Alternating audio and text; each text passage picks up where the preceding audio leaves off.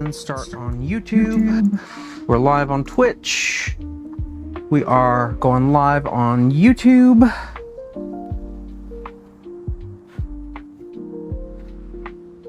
Let me grab my victims, my model to paint.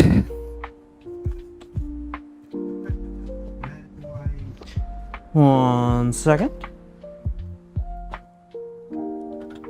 Set this where Rue can't fuck with it too much.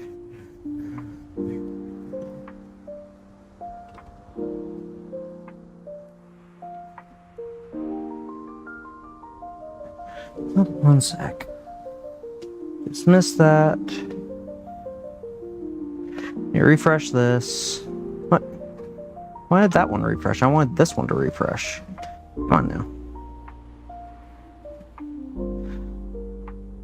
Okay, so we are live on both. That is excellent. Now I'll grab this little greedy glutton a treat.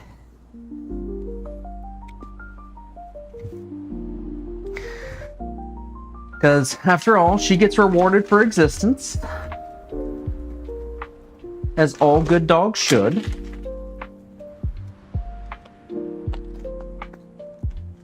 Give her a little yak cheese stick. Or, this is a yak cheese and yogurt stick. She does really like these, so this is a good reward for her. Her good, you existed and have been a good girl reward.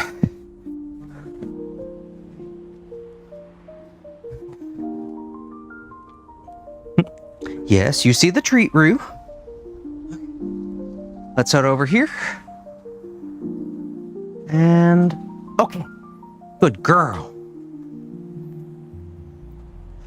Let me turn on noise canceling on my microphone.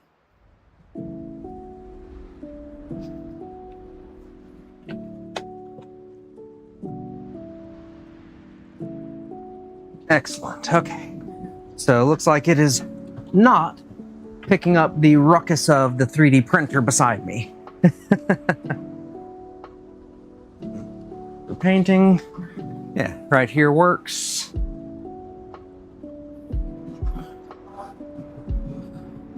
Yeah, okay.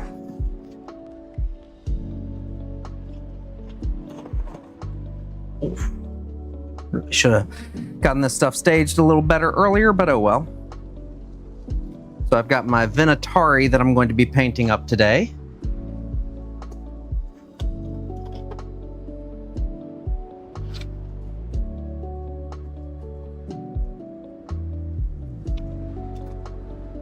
Believe it or not, they are primed.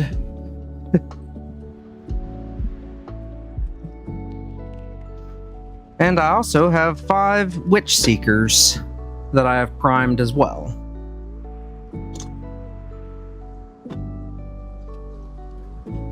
Okay. So, I think I want to try a different shade of gold for the wings.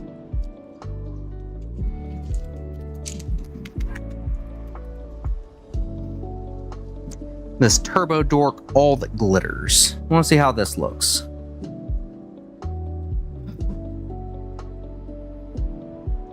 How does this come out? And all that stuff.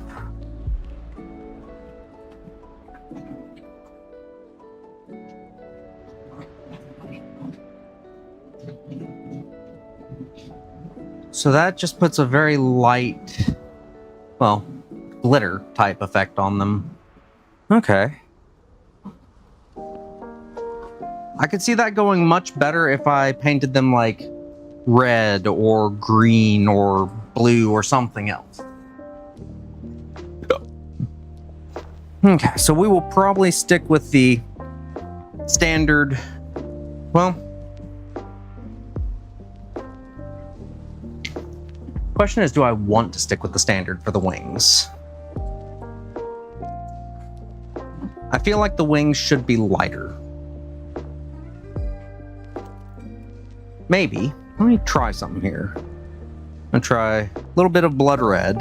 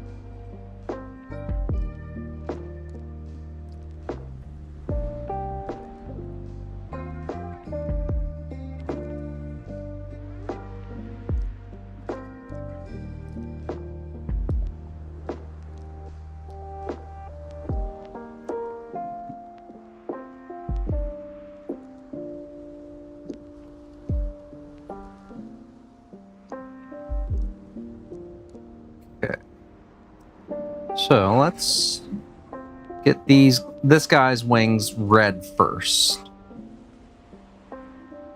Essentially, what I'm doing with this guy, he's going to be my test piece to see how it actually looks. Paint his wings red, and I'm going to go ahead and paint up the loincloths and pants and cloth pieces red. Just because I do think that red works really well for these guys. Actually, let's go with a blue for the loincloth, since these guys are like air assault type people. Suppose I could go maroon, but nah. I'm not a fan of the maroon berets. I think maroon beret was jump.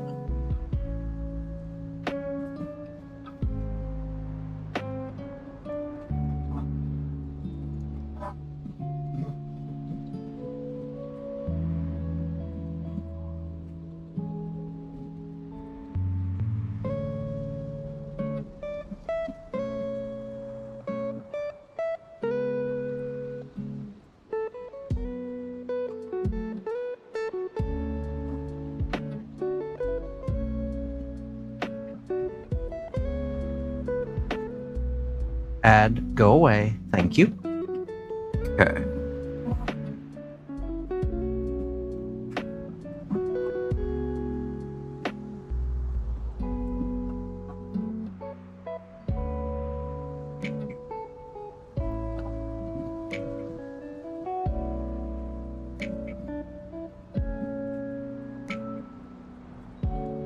A bit more lightly armored than their terrestrial bound brothers, but they are ready to claim victory from the skies.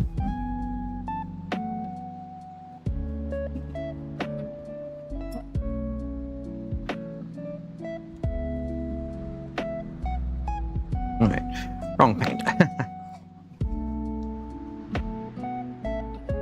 We're gonna need a bit more of the blood red.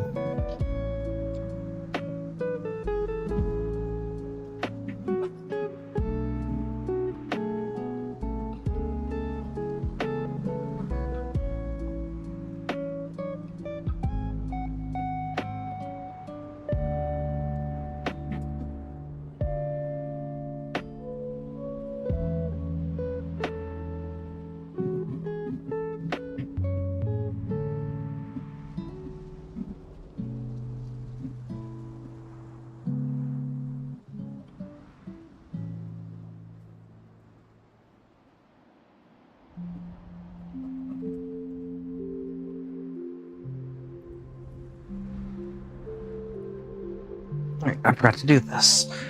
One sec.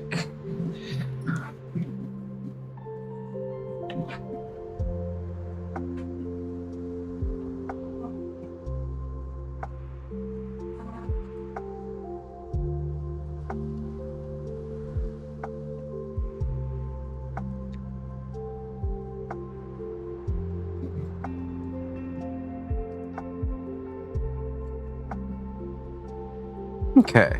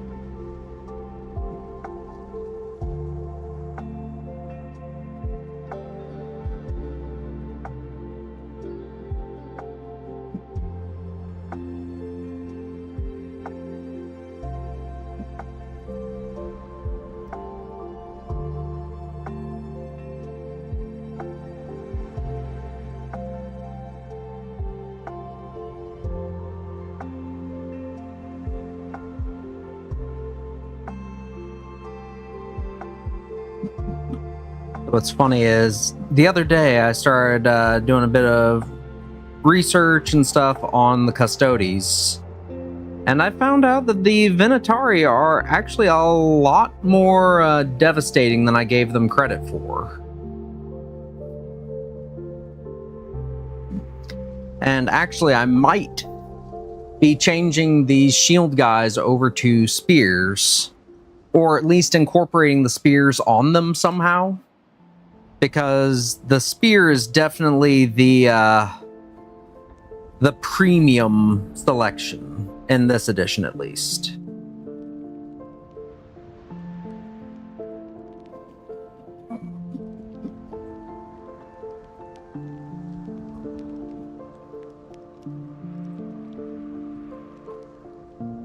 I was watching a video where they made a comment about a 6-man squad of Venatari can, if they charge a knight, kill it in one turn on average.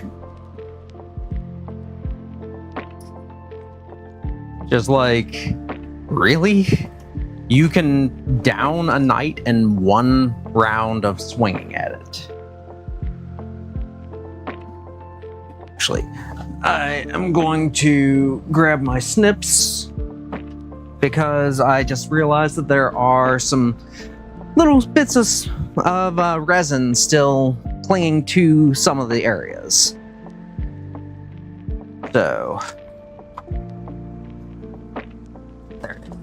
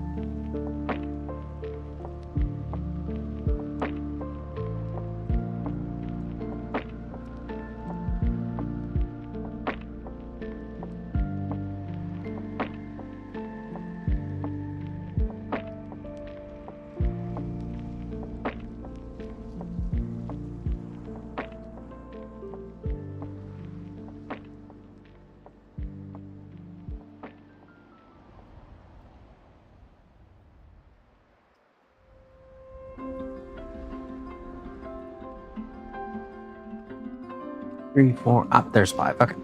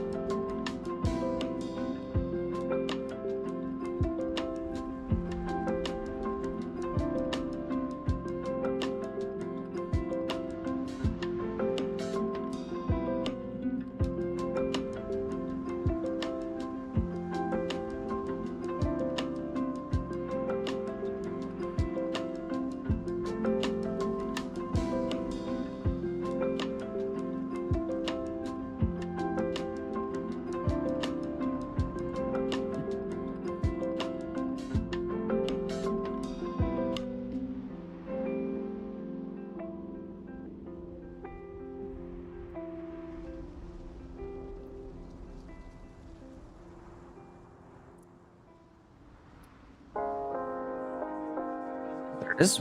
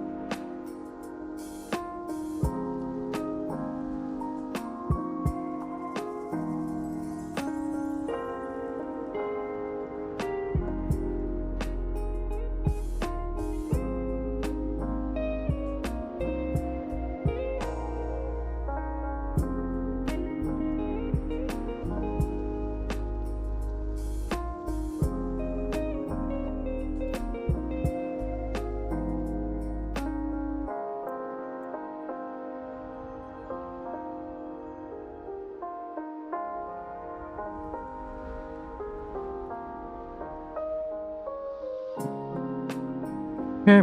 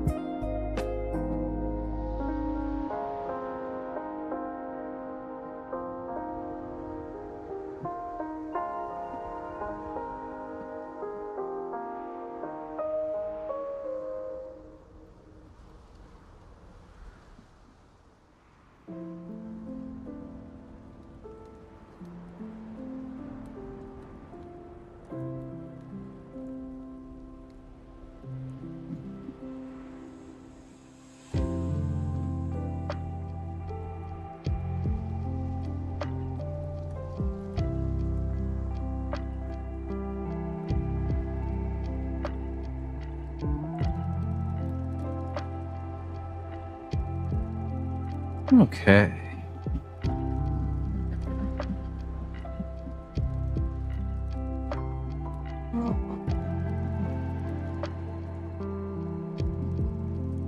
Mhm.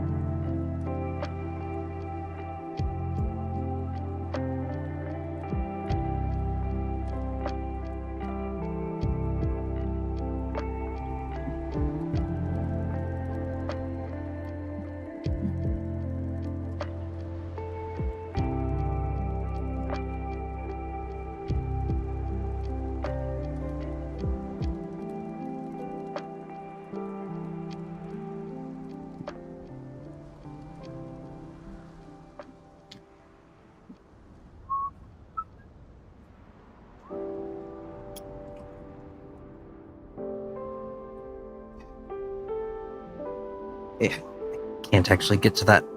Okay, well, that's just gonna stay. Stay forever.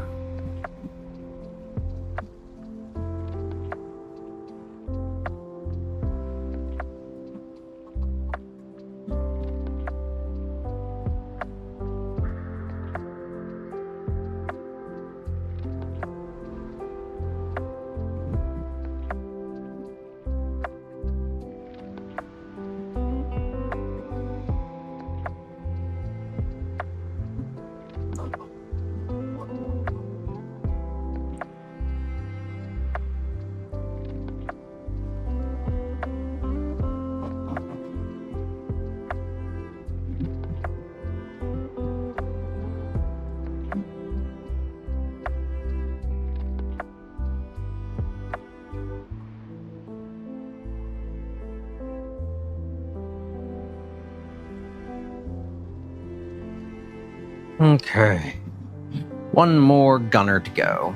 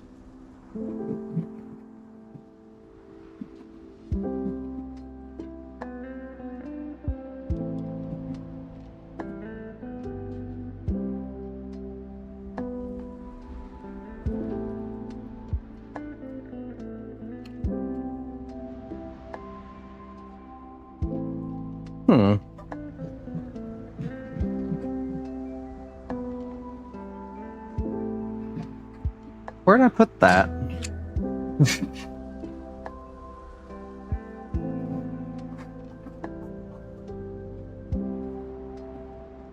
The fuck? Ah, there it is. It's like I know that I just had them in here because I just used them just a second ago.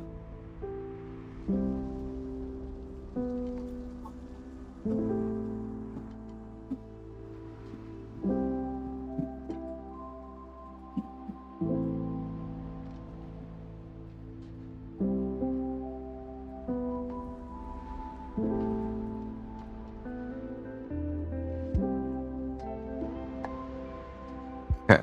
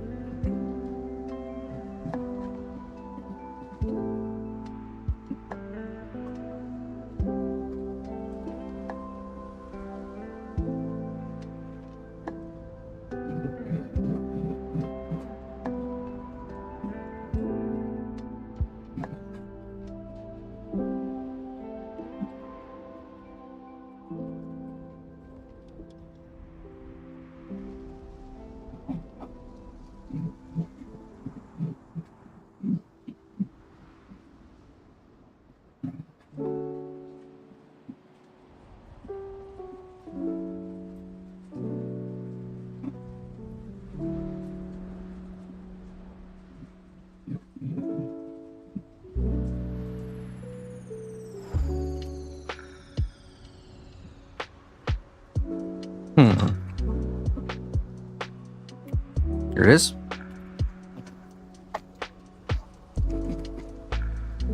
Get this shook up. See if maybe this just isn't shook enough well. Shook well enough. Well enough mixed.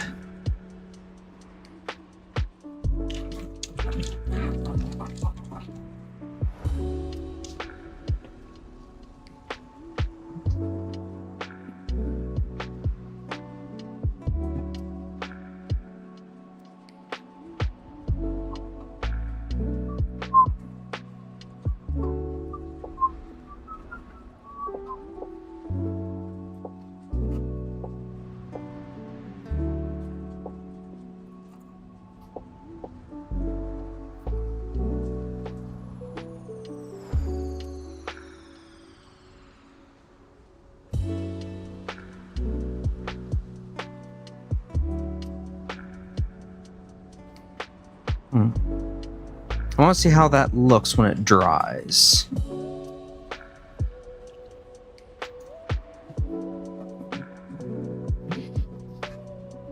I like where I'm going with this, so I think I will go ahead and make all their wings red.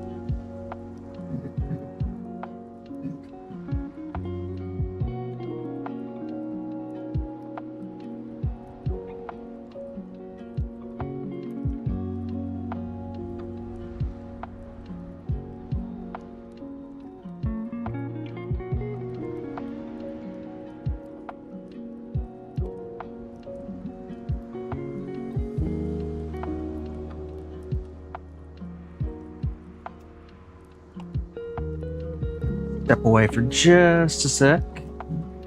Grabbing a drink.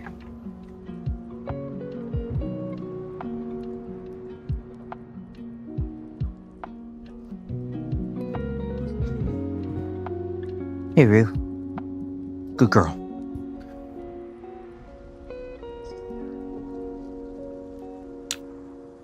Ah.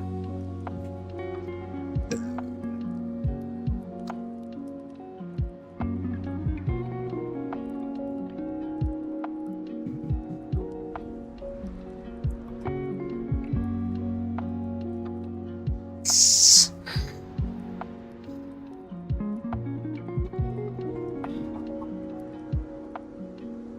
3D printer's been going for about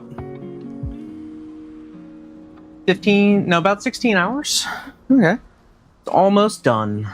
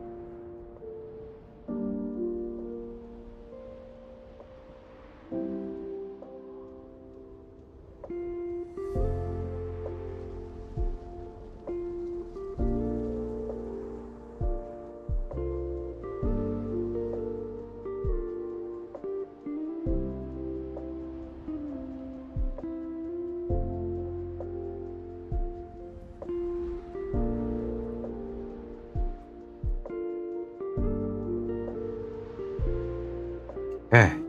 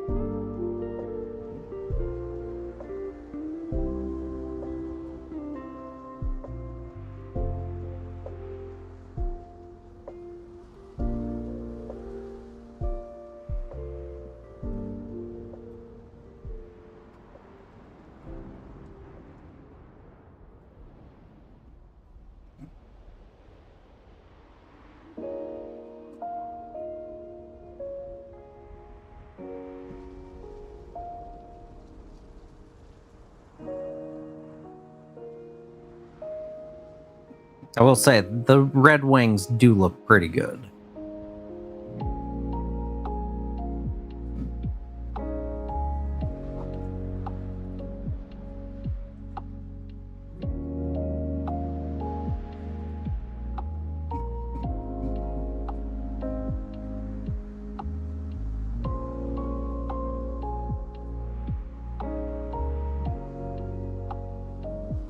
Hey, thank you. Let's see. Ohana Hobby Workshop.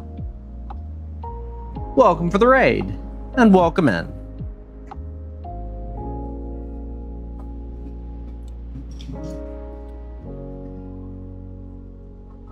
Working on painting up some Vinatari.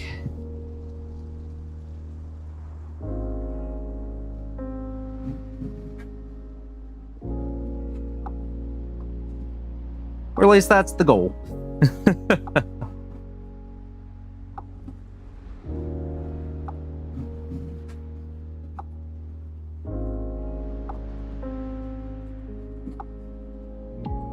Yup. Good times.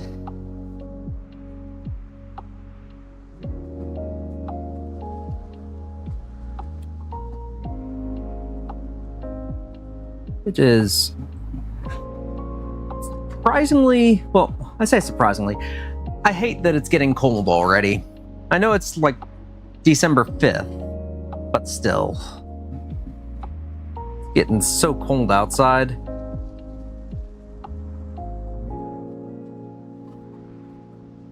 Actually, I think we had like about half an inch of snow this morning.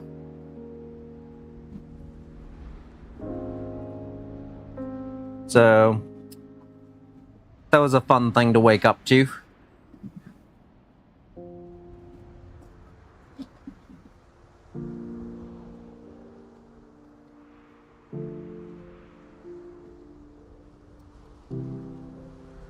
Yep.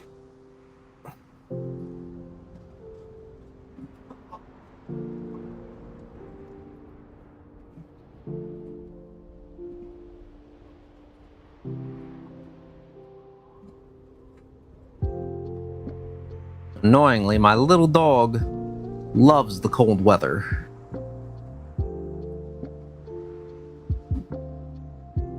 Love her to death, but hate when she wants to just stay out in the snow and cold. She's not even a husky. Like, I could expect that of a husky or a big floofy dog. She's like part Chihuahua.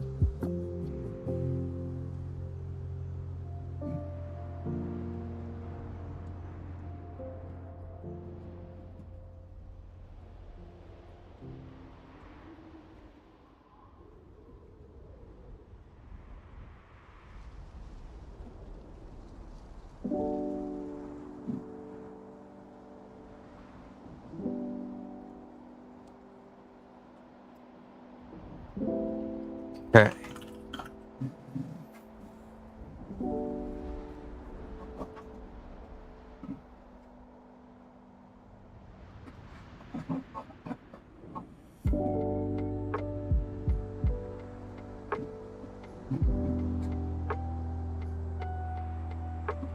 I can work with that. Not a bad, not a bad shade.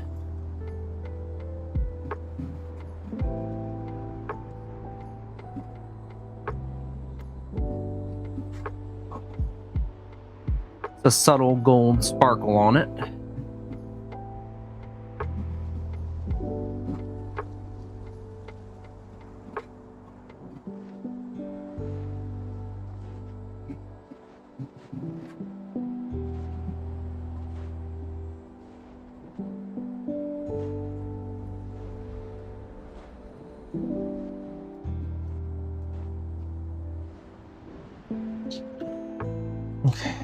Gonna let that at least finish drying before I do any more, because I noticed that the blood red is starting to smear a little bit thanks to the moisture of the gold paint.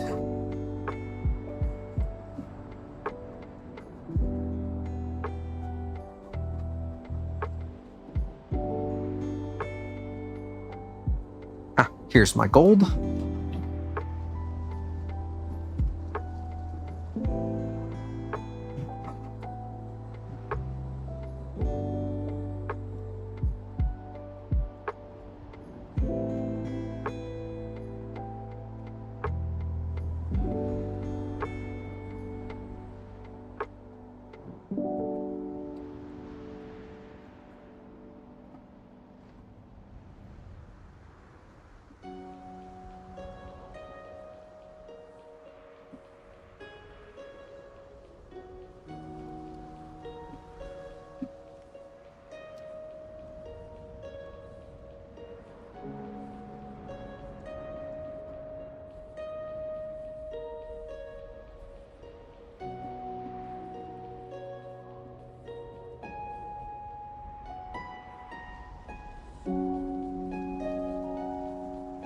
Okay.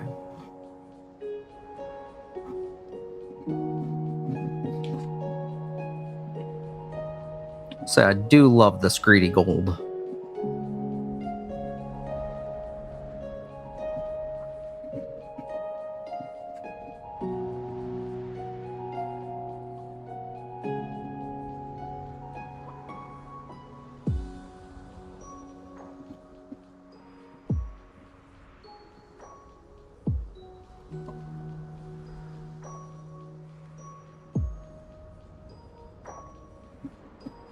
Ooh, a Mime Junior.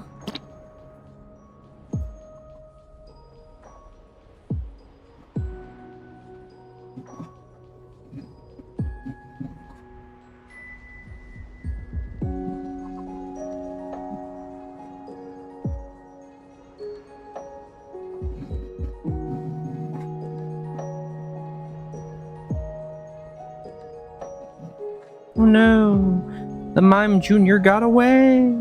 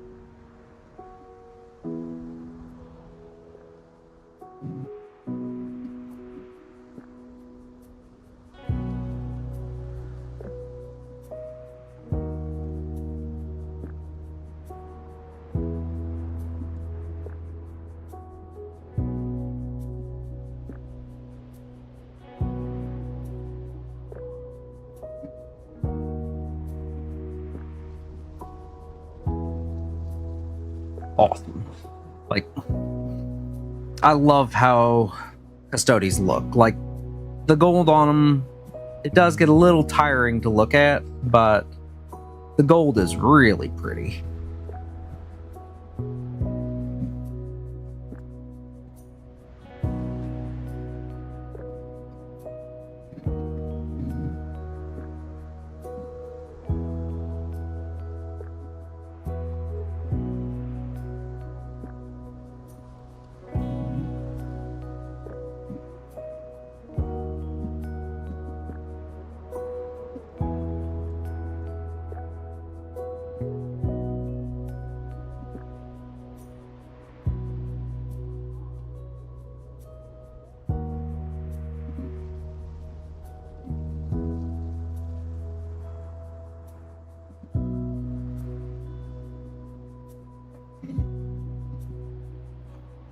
Yes.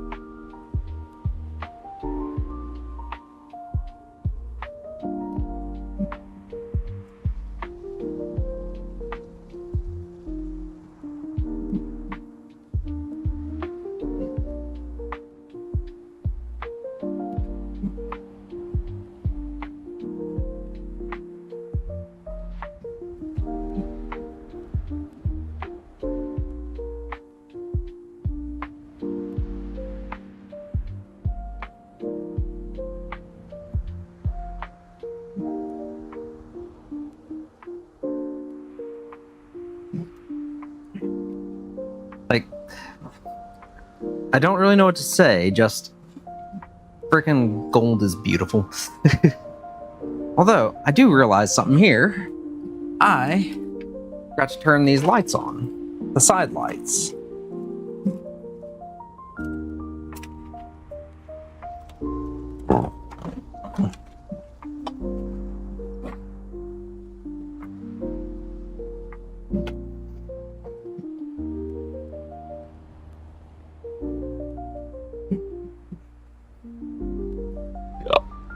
That's better.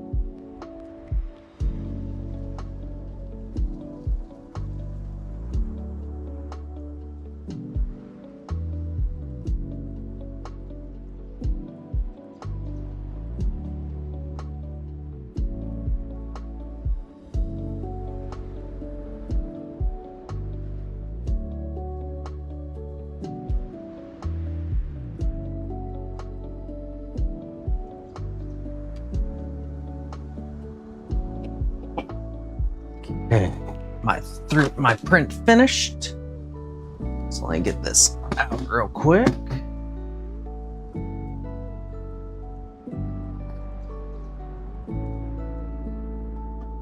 Ooh-wee, that looks good.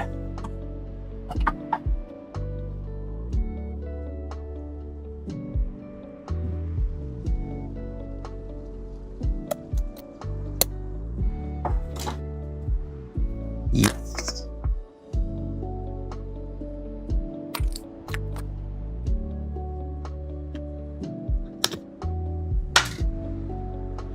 Sweet.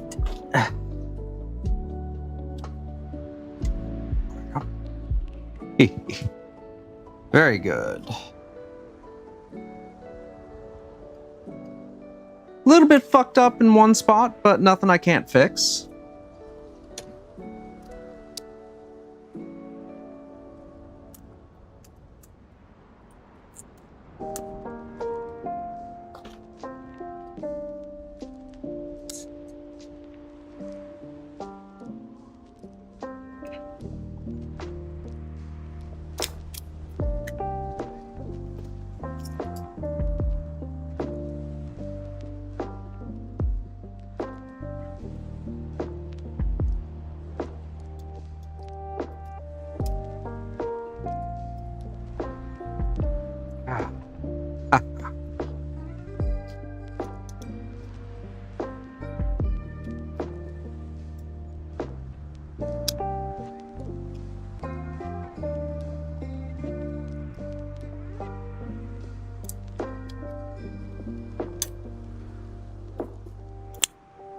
There we go.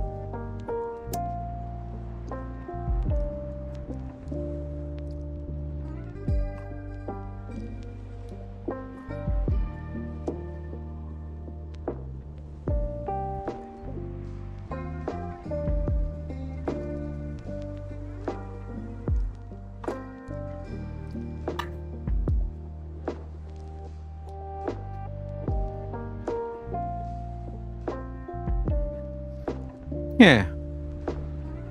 Excellent. That looks good. Cool. So I can fuck with this more later.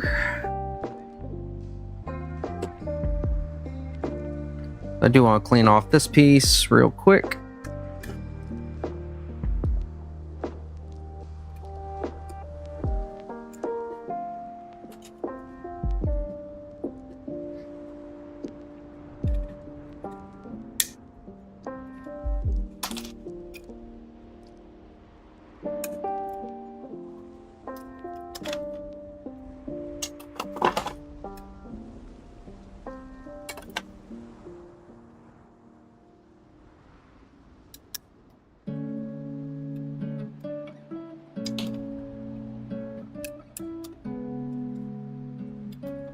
It's been a while since I actually used my 3D printer, so this makes me happy.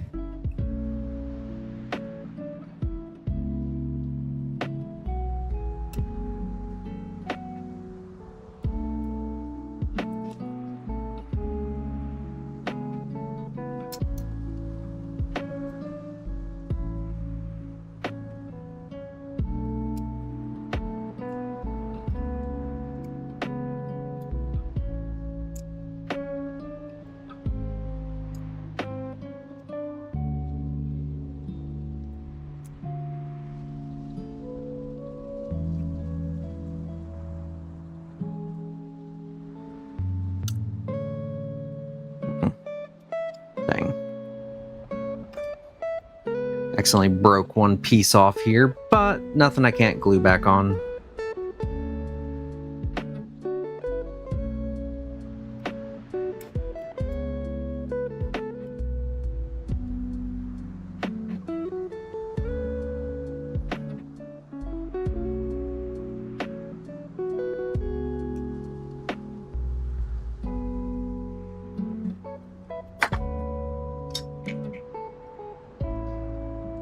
Yeah, easy enough to put back. Very good.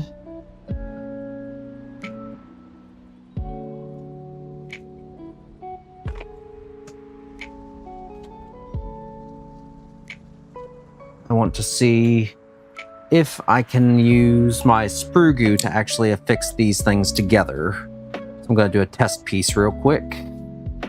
Because I know acetone doesn't work exactly on PLA to smooth it, but it does melt it.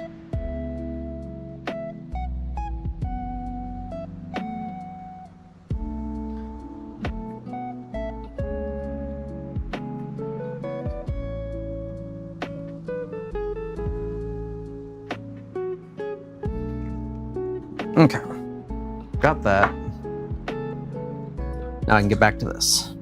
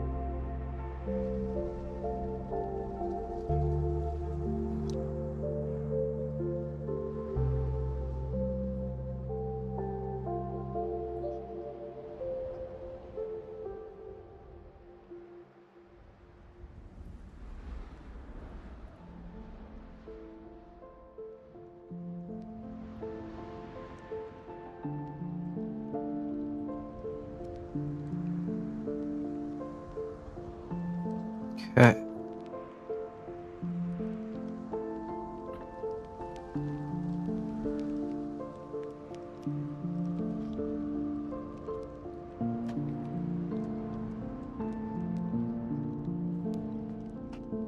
There you are.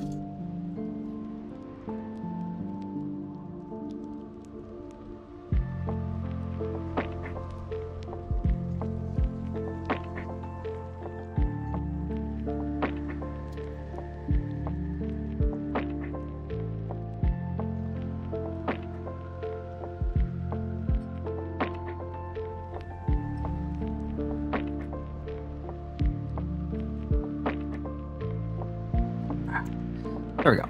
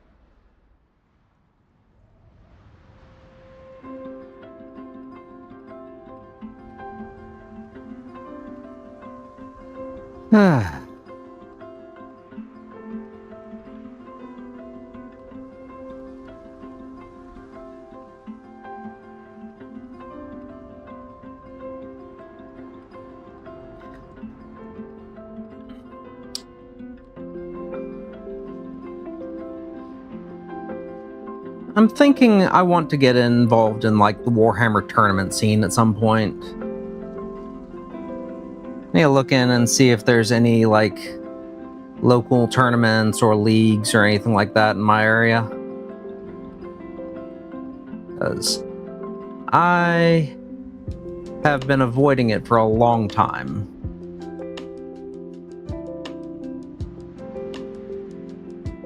Thing is, I think I would actually enjoy it.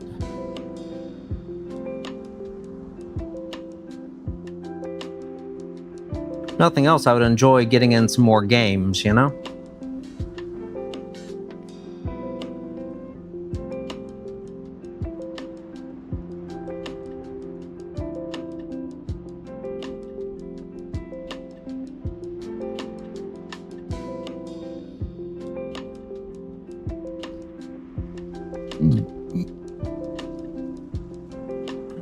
And who knows, maybe I could rock the meta.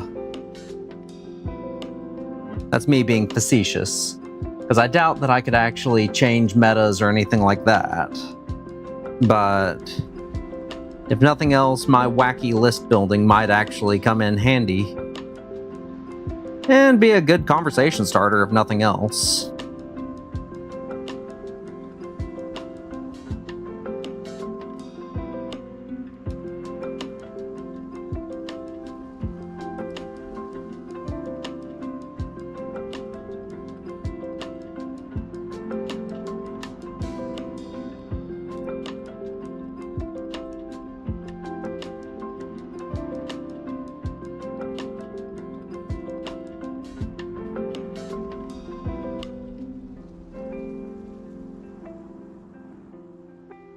Plus, what's the worst that happens? I lose? Oh no. I already lose. I already lose enough games. Like, I'm pretty proficient at losing. Thank you.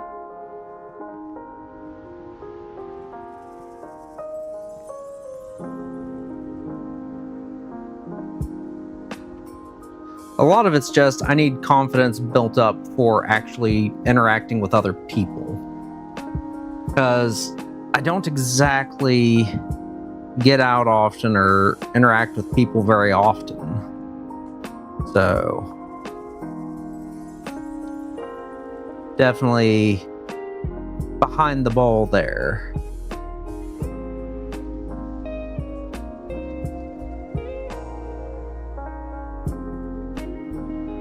Behind the ball, behind the curve, whatever the phrase is.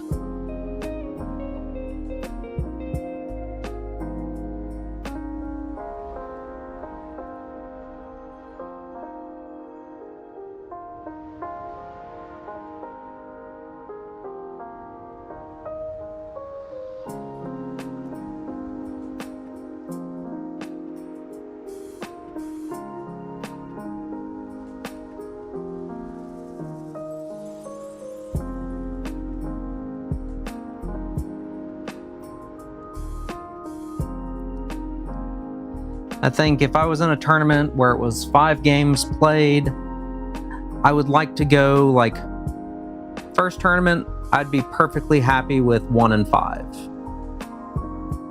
or 1 and 4.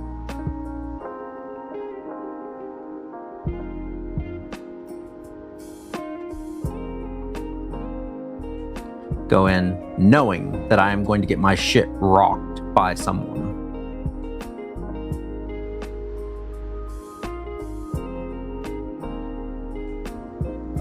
But that's not a bad thing.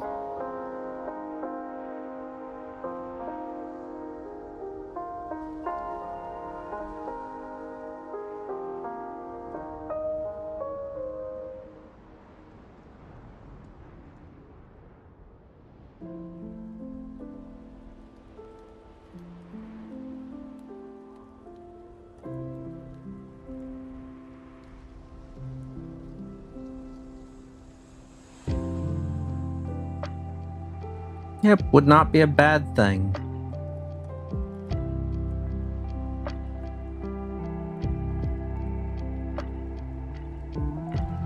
Meet some new people, make some new friends, hopefully.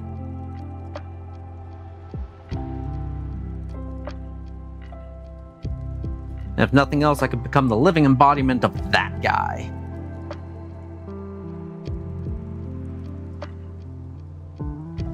Not even.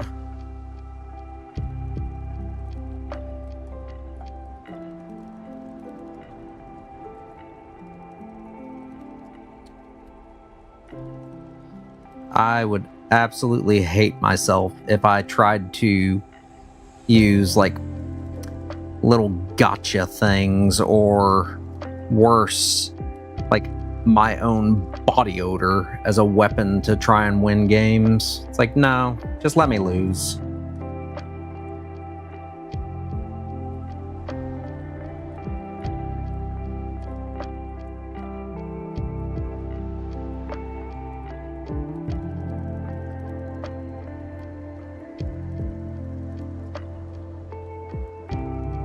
Or better yet, just don't even let me get started on it if I'm gonna do that crap.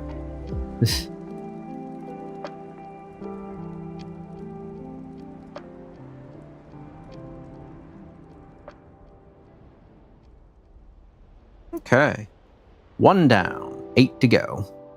On the gold. The base gold.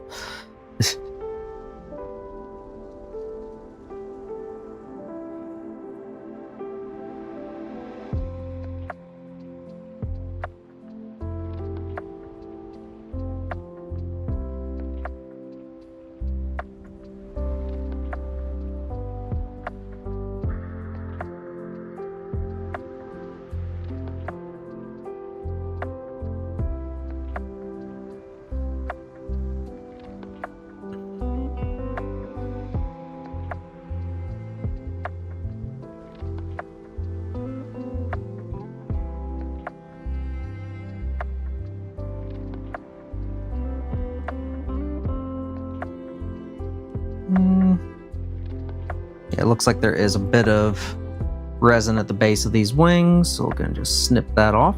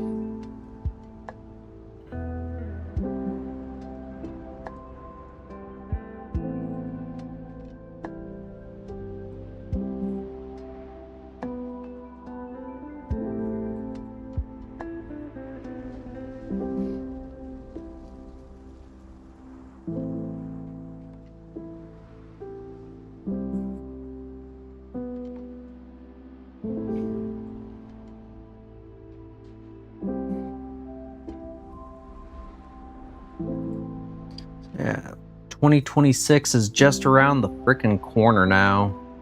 It's crazy to think about it. Like, 25 has been going past extremely fast and insanely slow. Like, it literally feels like this year has been dragging on and speeding by. Like, it's crazy.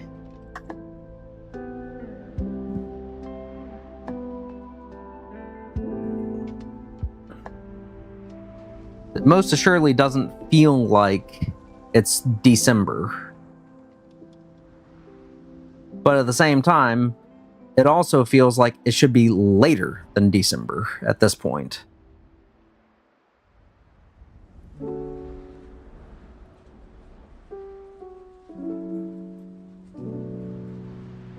I still remember in April, it felt like a year had already passed.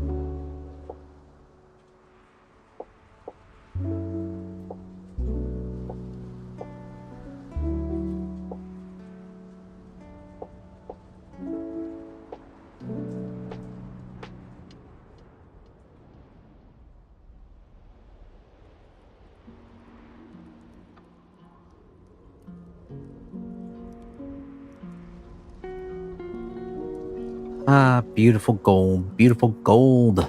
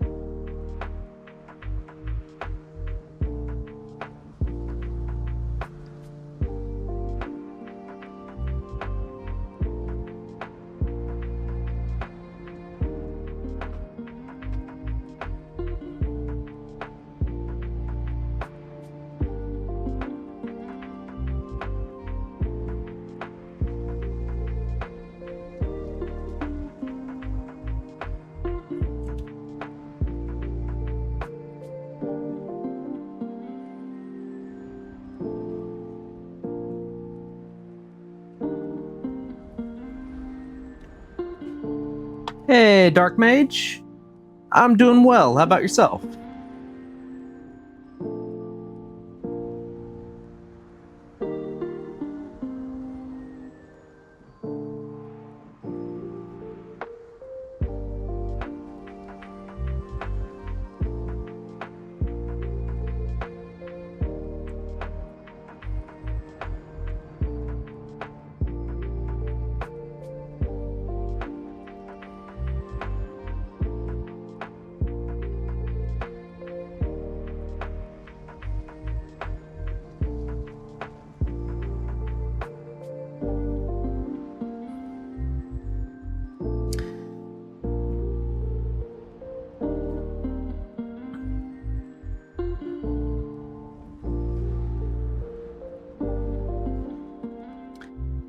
Yep.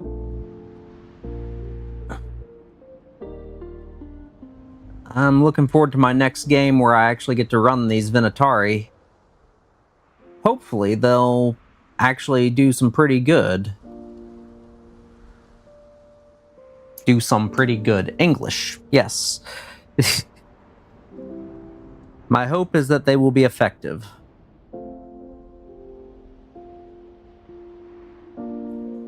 That sounds better.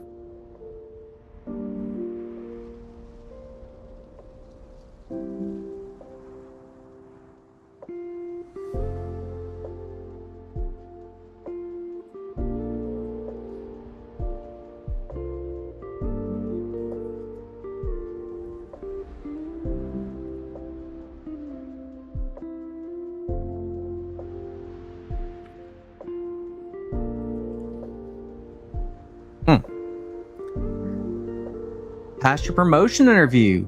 Nice. Congrats. Big congrats.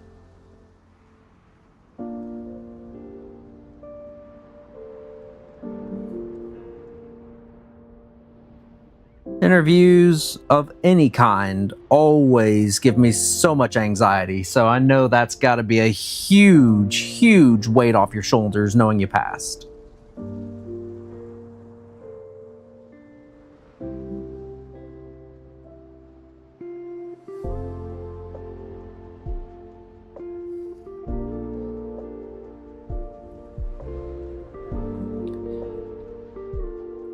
Very good.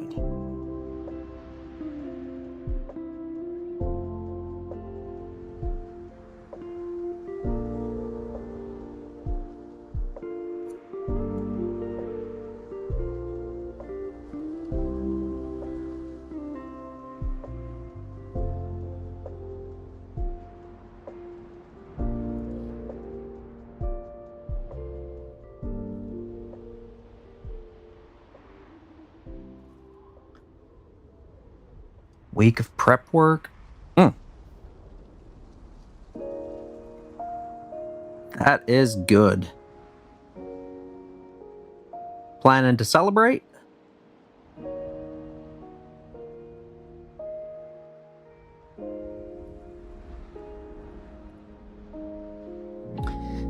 Grab yourself a nice meal out, maybe crack open a good drink.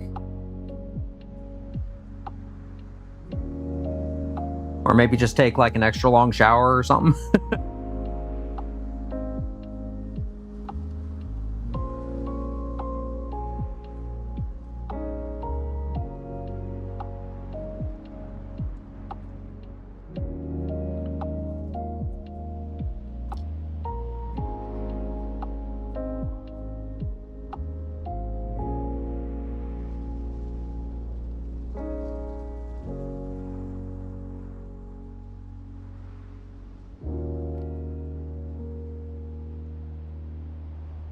No, last time I had something big happen, I wound up celebrating with a ribeye steak. That was good. Dinner with friends and build some chaos knights. Very nice. Very nice.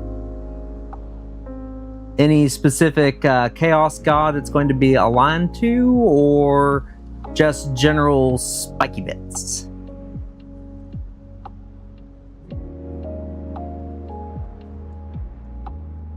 Because I could imagine some really cool type of work you could do with like a Chaos Knight of Nurgle or something like that.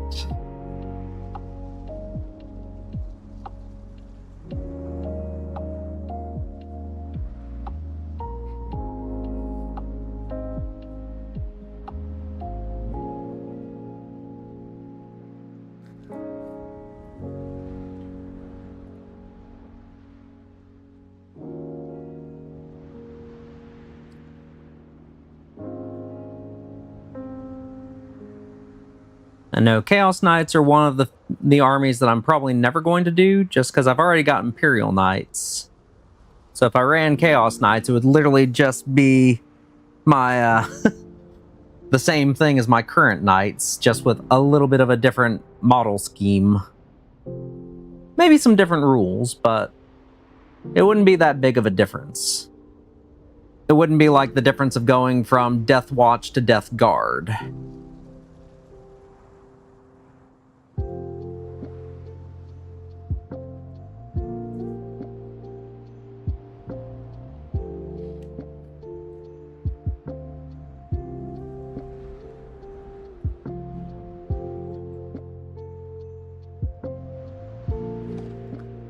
I'll say though, Knights are really cool. Let you feel kind of like you're that kaiju rampaging through a city. So I did see a hilarious description from a YouTuber. I think it's Paul is bad at games or something like that. He made the comment of night on night combat feels like shit kill team.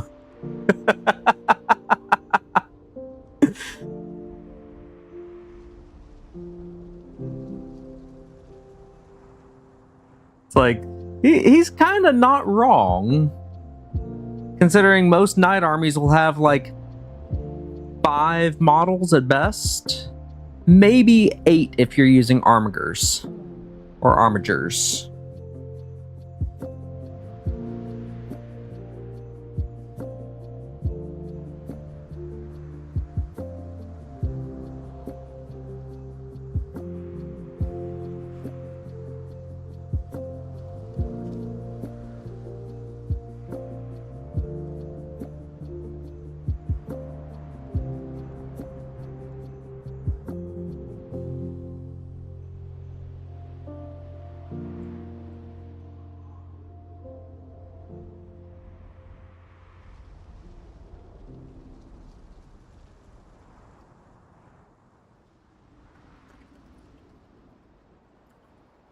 Black and red.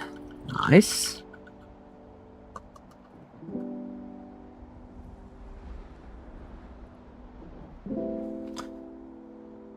So my knights, they are not based off any specific house, but most of them are black and red with gold trim, and mostly actually, I use a lot of inquisitional icons on them. My fluff for them is that they are a knight chapter or a knight house that is aligned with the Ordo Xenos and works closely with Death Watch.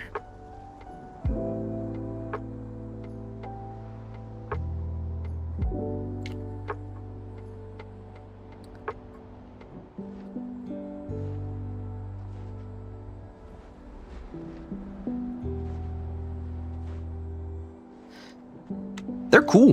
Like, honestly, I just love the big models. Like, you can get so much work done on big models, and they look so good.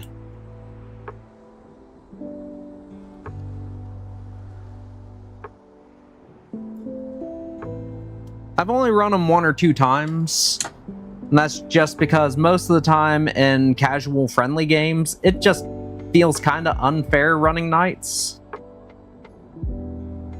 Like, it just feels kind of bad to play against knights, and I don't like doing that to people.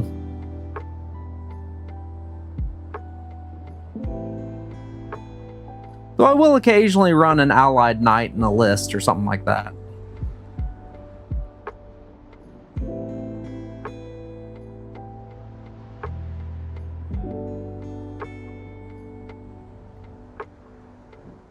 They're always nice to add in just as a way to at least bridge some of the weaknesses that your list has.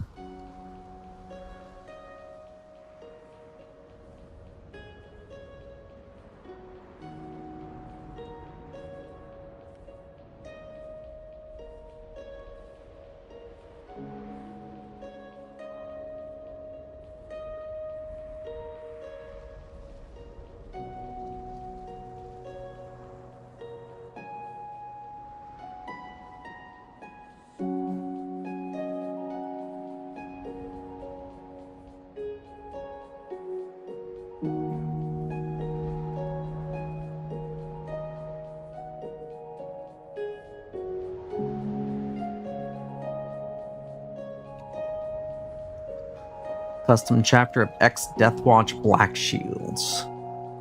Ooh.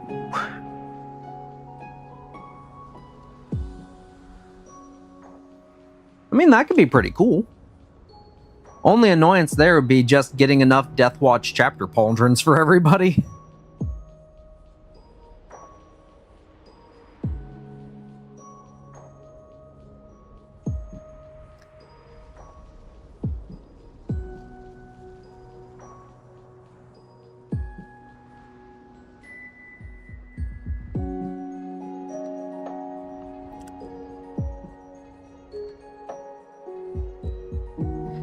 Deathwatch is essentially my favorite chapter of Space Marines.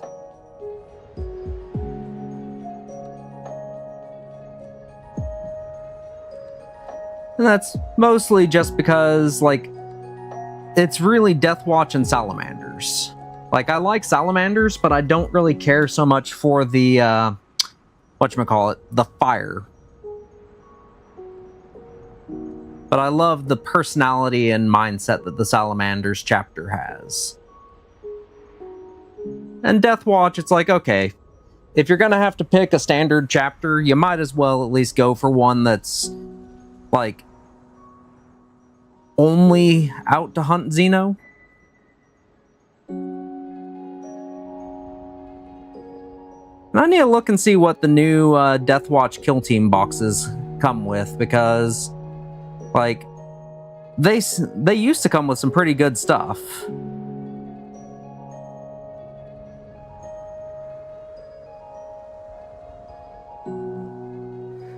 So I did come up with a hilarious, whatchamacallit, little combo that I really didn't figure was going to be a thing until I started looking at it.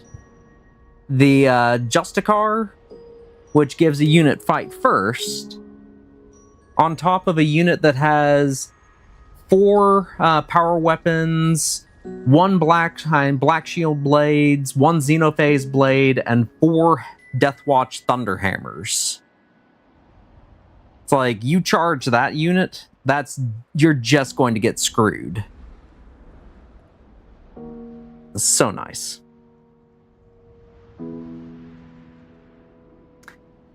And Crimson Fists. Crimson Fists are cool. Iron Warriors, like, they feel like they're kind of the most reasonable of the Chaos Marines. Like, reasonable with a grain of salt, of course. Like, the fact is, they're not good, but, like, when it comes right down to it, they aren't quite as batshit insane as the other traders.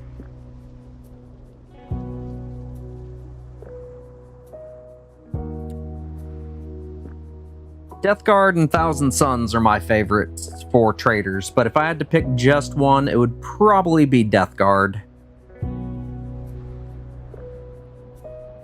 I love the just disgusting vibe they have. The slow, relentless onslaught.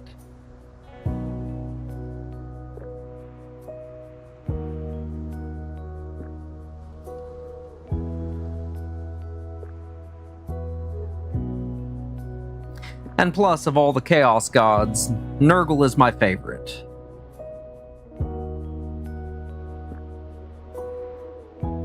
It's like, if I was in the Warhammer universe and I had had no choice but to worship a chaos god, Nurgle would probably be my first choice.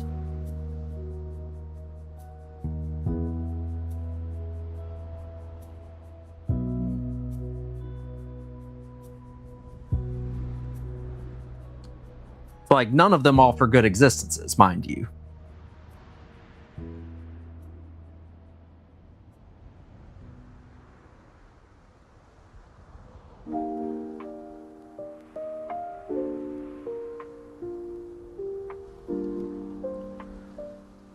Like, not into the Slaanesh vibes.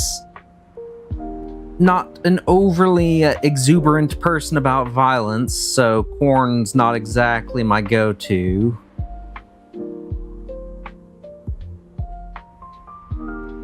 And with Tzeentch, well, you don't know if you're gonna get screwed for doing whatever because Tzeentch just thinks that it would be funny.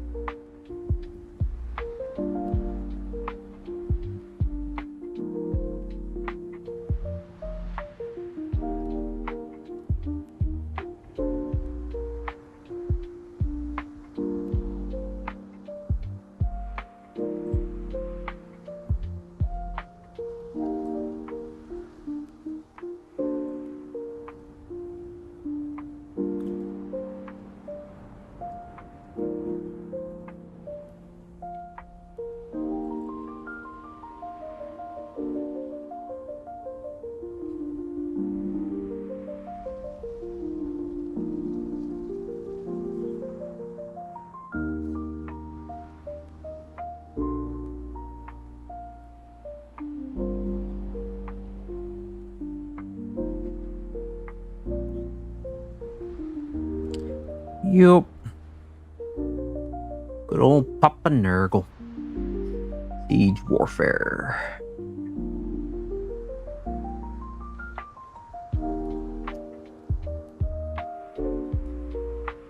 I mean, that is what they are good at. Like, they are the masters of siegecraft.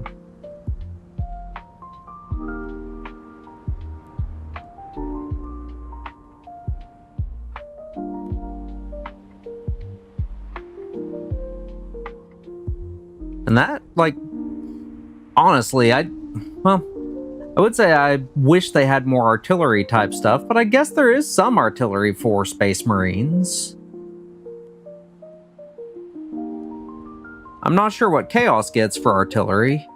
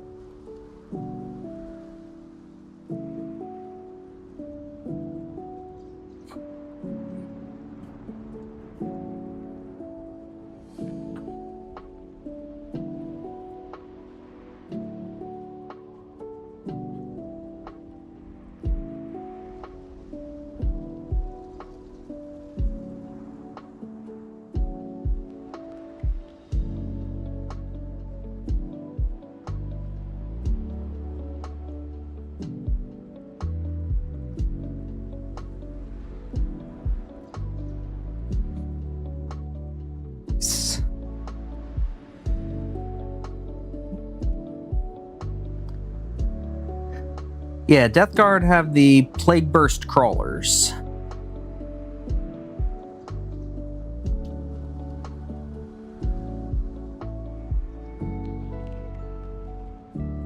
Like, it would make sense that, like, Iron Warriors would have something like that, or maybe have some sort of a unit that would have, like, a Shroud of Obscuring around it, so they can't be shot while they advance up the board, or something like that. Because that would definitely fit in well for siege warfare. Just be like, we can set up this bubble that lets us shoot out, and you cannot shoot in unless you are within like 12 inches, so now you have to come out and meet our artillery.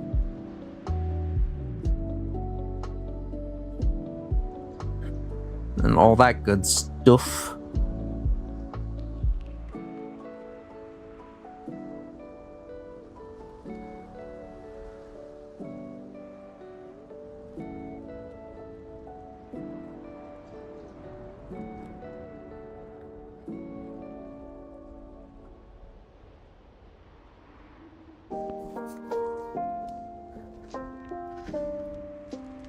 Ooh. Terminators with thunderhammers are wonderfully durable and terrifying.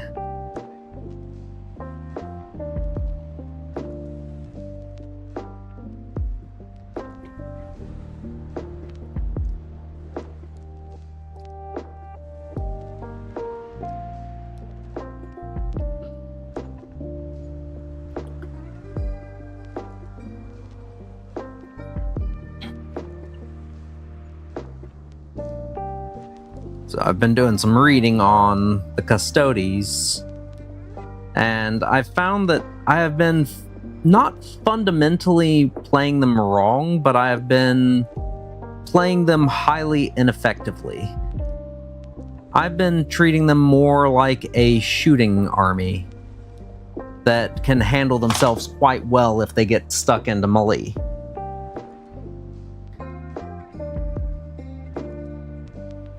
Mostly because I have this lost aversion mindset that I don't want to take them out into the field because they're going to get shot and each one is a huge blow. But after doing some reading, it's like, you know, that's kind of what you have to do with these guys. Like, their shooting's okay, but it's nowhere near what they can do with their melee attacks.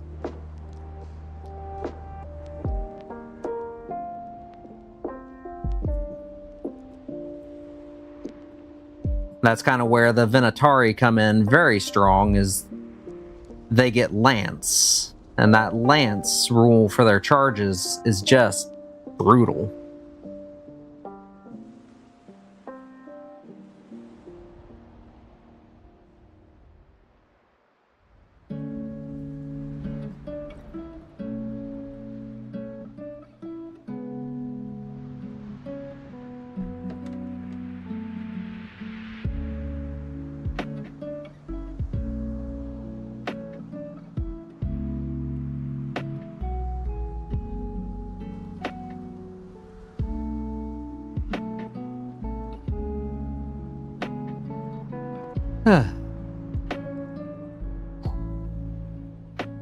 Yeah. Like that. What's been funny for me is I've mostly used the Alaris Terminators as objective campers.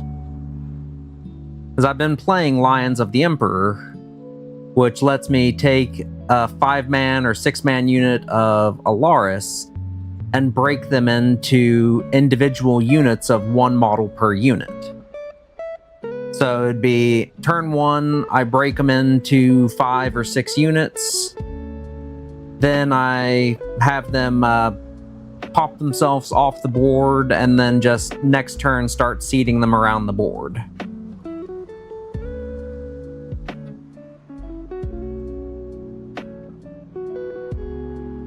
And that's pretty good. Like, for the most part, that gives me single bodies that are able to A, hold up very well if the enemy tries to shoot them, and B, gives me stuff that can actually do actions without being like, oh, I need to use an action. Well, that means now my 5-man squad of guards is going to do nothing.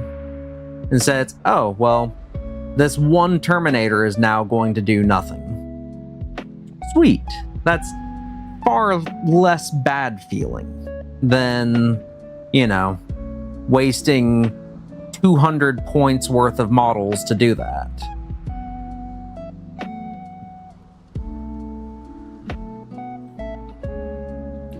Although, that's where having the Witch Seekers, Vigilators, or Prosecutors would come in very handy. Because 4-man, or I guess 4-woman squad of prosecutors is only 40 points.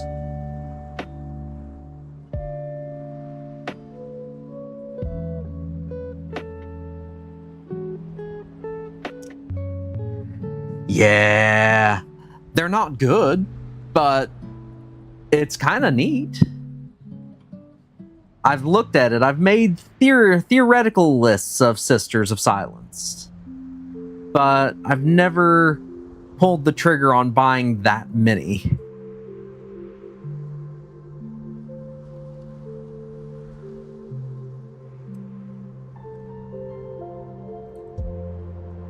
Would totally love to see an all Sisters army, though, in play. Because that... Especially, imagine, if you would, if their opponent was playing Thousand Suns or Grey Knights or something like that, where it's like they're fighting an all Psyker army. It's like, oh, that would be just so beautiful.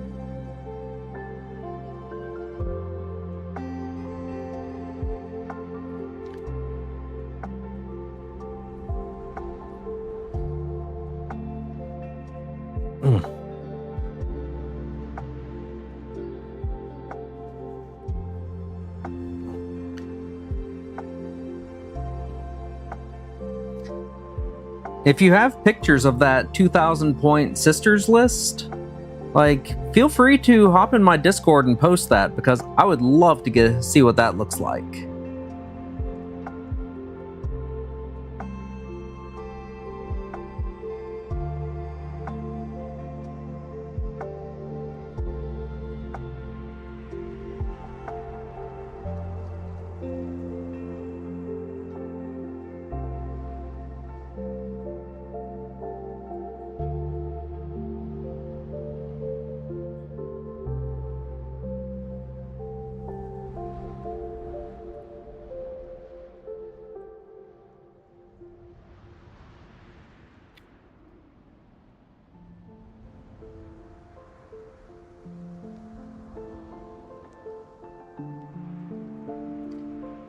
Thousand Suns versus Tyranids. Oh. Ouch. Those psychophages are nasty too.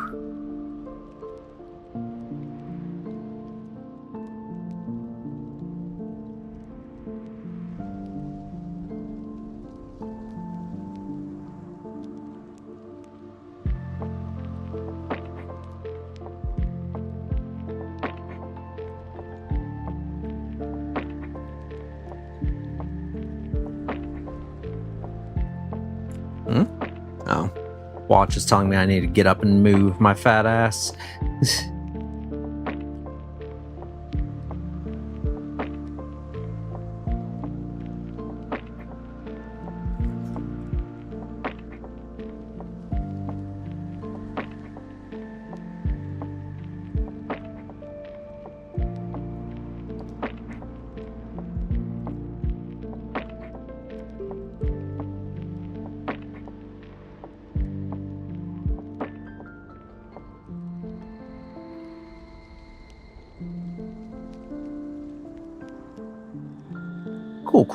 Cool. I'm gonna stretch my legs real quick. That way my watch stops buzzing at me. Maybe I can grab a drink while I'm up.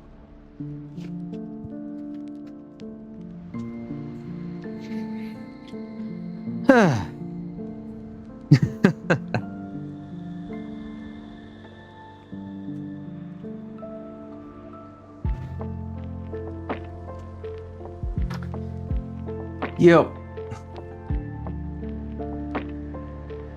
And it's getting real freaking cold outside right now.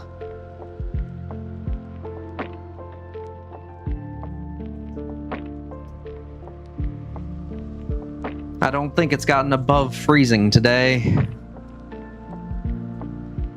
which I'm not exactly much of a cold weather enthusiast, so that's no fun.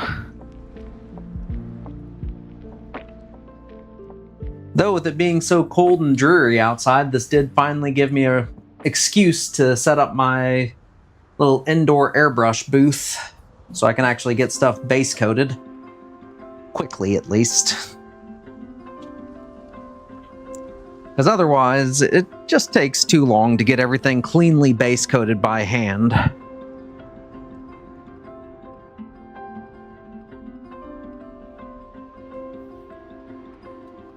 Nah, I shouldn't.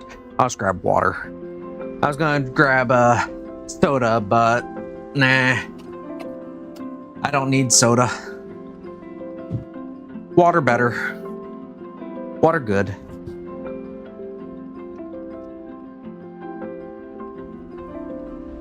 Grab this real quick.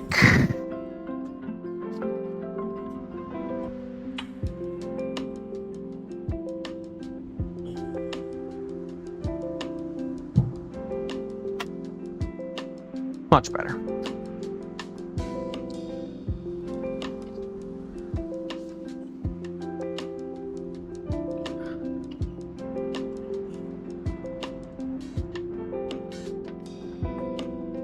Okay. Let me see if this actually worked the way I hoped it would. Not really. Okay. That's good.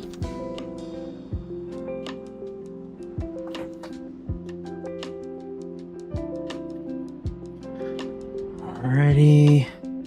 This guy still needs a little bit more.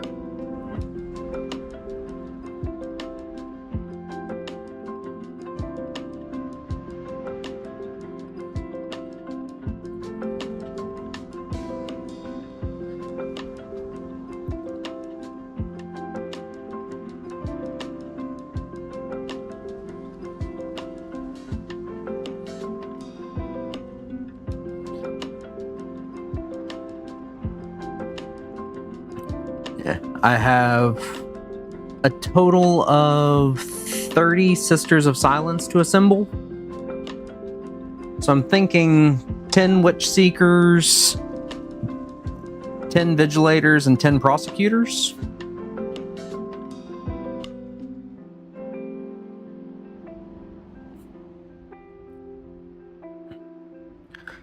Not 100% decided, and may potentially buy another box at some point just so I can make a couple of the Night Centuras.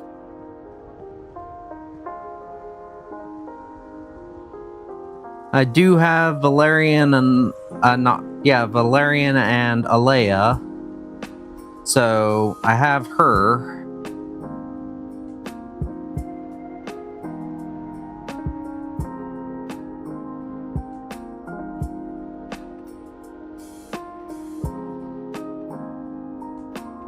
And I have a rhino I never assembled, so I could make that a Anathema rhino.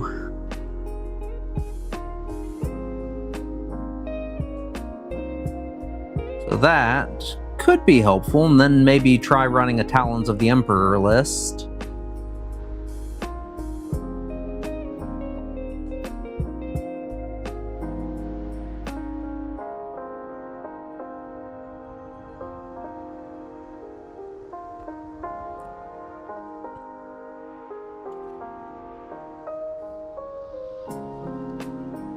I'll definitely say there are some neat things that you can get out of having the Sisters of Silence running with the Custodes.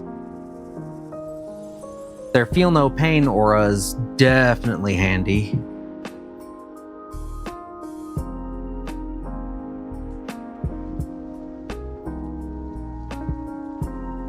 Because last game I ran my Custodes in, they got fucking shredded by Devastating Wound. custodians.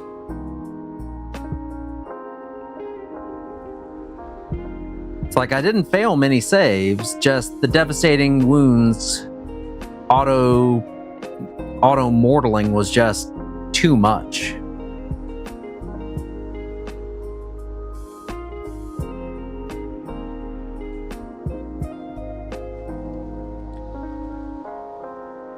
And running Lions of the Emperor, I really didn't have any effective way to stop mortals.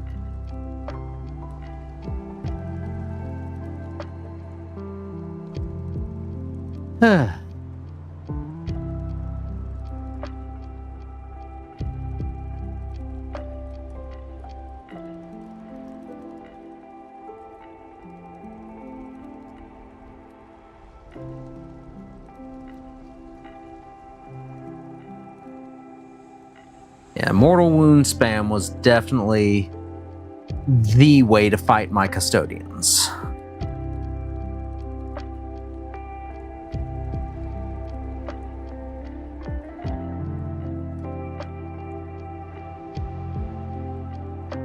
Like, I can't fault my opponent for running that list. A, he knows that I was going to play custodians, and B, like, I know that he was going to run his Dark Eldar anyway. So, it's one of those, kind of goes hand in hand. He knew what I was playing, but I would assume in most cases he probably would have still run a very similar list even if I wasn't playing custodians.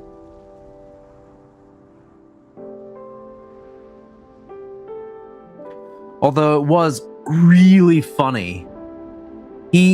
My Land Raider made so many saves. He was about ready to throw his dice through the walls. Because he literally put 3 Ravagers, Ravagers with their Dark Lances, and a unit of whatever the flying guys are with Dark Lances. So he had about 15 Dark Lance shots he put into my Land Raider on turn 1. And he did not do us... Yeah. He did not do a single point of damage. I passed every single save. I just popped smoke and was like, okay, so yeah. Now I'm just going to keep rolling and I'm going to keep passing every save that comes my way.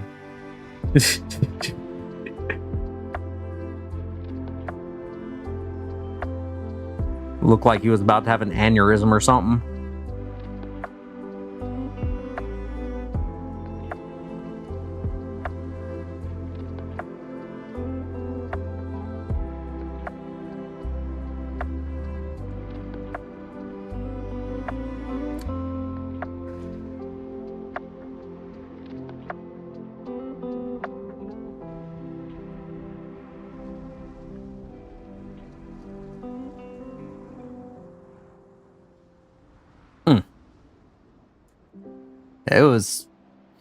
It was good. Like, I did not expect that my Land Raider was going to make it the entire game.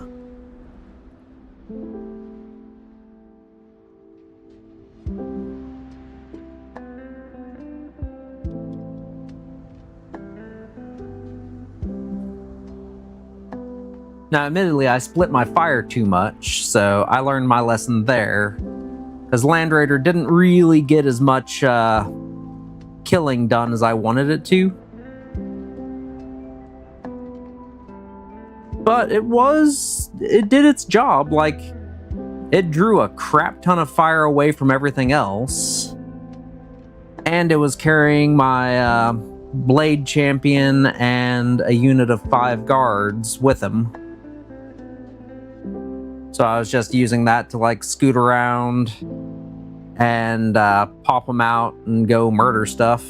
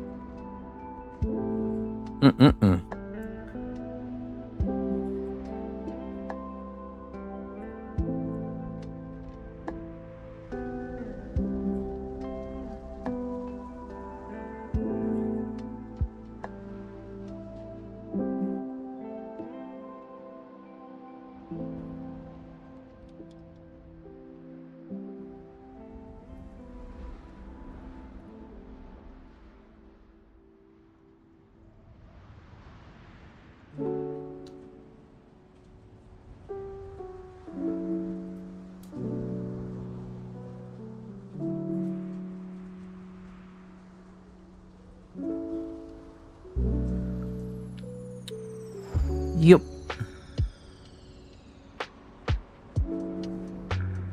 I'll go ahead and snip that little bit at the base of the wings here.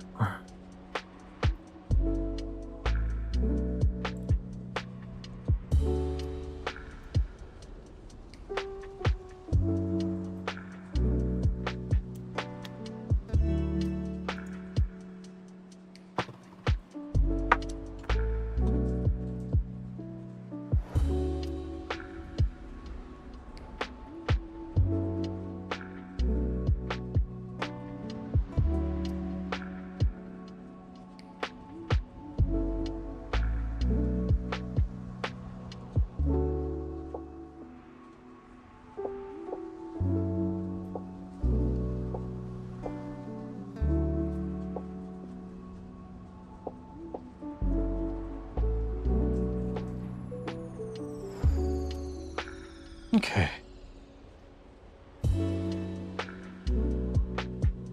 I'll definitely say my they are the Virtus Praetors. Those things actually did some pretty good work.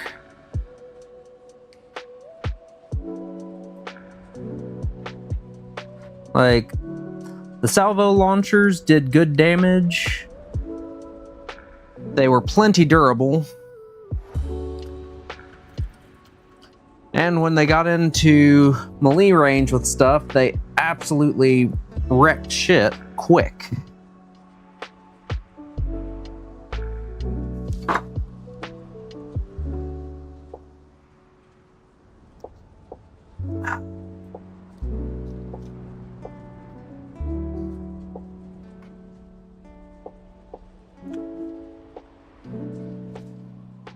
Get a little more gold going.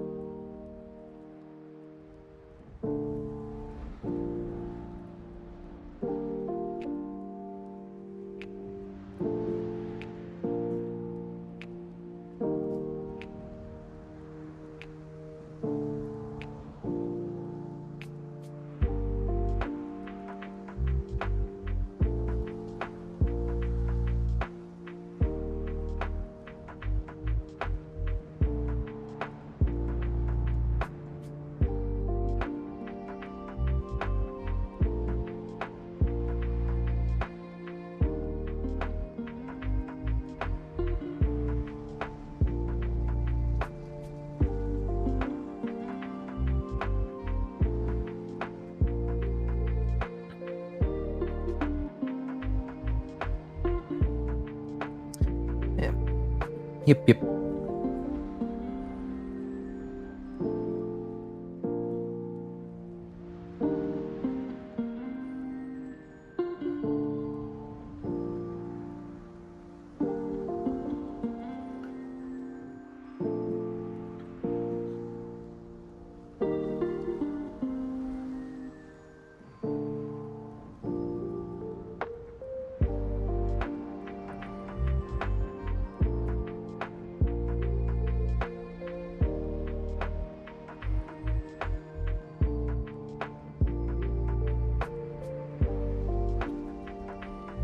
Yeah.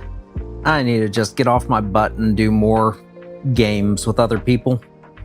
That way I can start getting in more practice, start getting a better feel for how my armies actually work. Yep.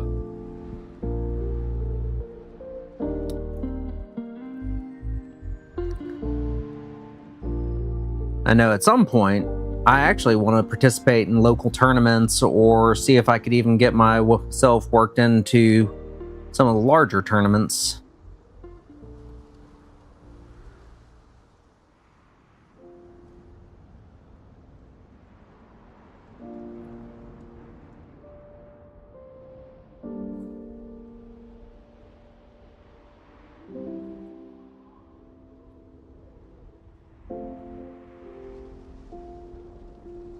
I do feel like the worst problem that I would have at a tournament would actually just be the sheer volume of people.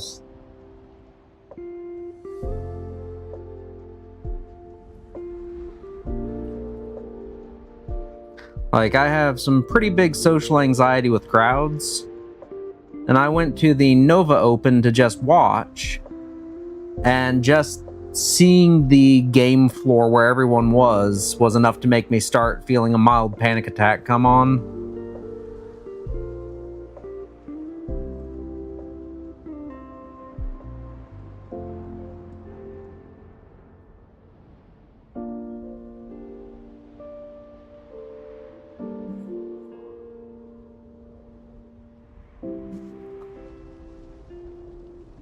So I need to work on that some. And I feel like if I actually was on the tournament floor gaming, I would hopefully be able to, like, kind of compartment off my mind a little bit and just kind of ignore everything that's not my game.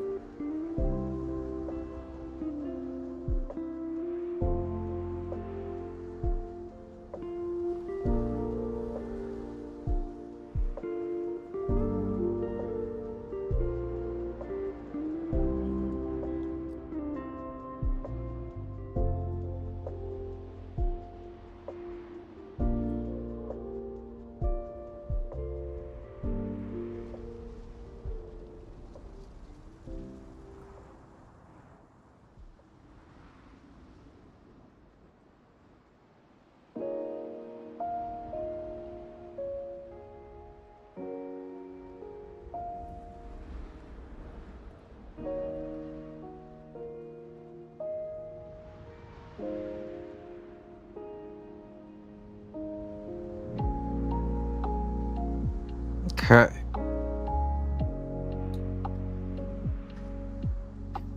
Slow and steady.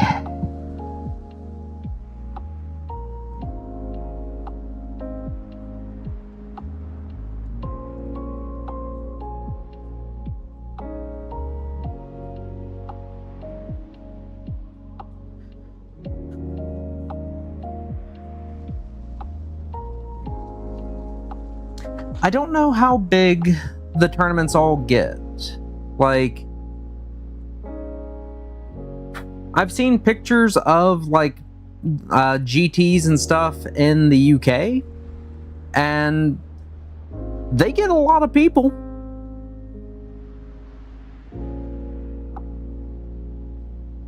So I would definitely say that it's probably somewhat comparable.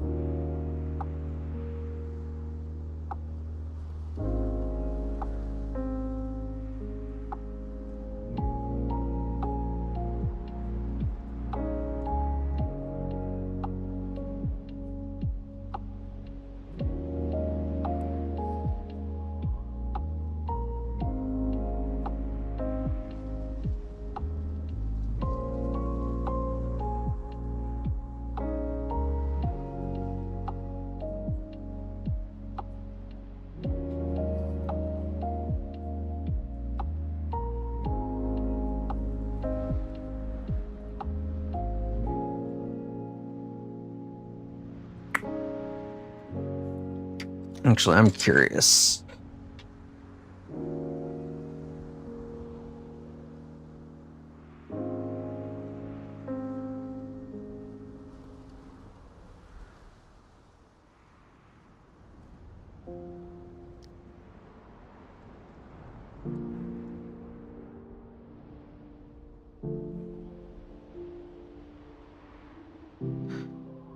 Let's see here. Nova Open in 2024, they had 3,700 attendees. I'm thinking that probably only about half of those played, if that. So probably about 1,000 people playing.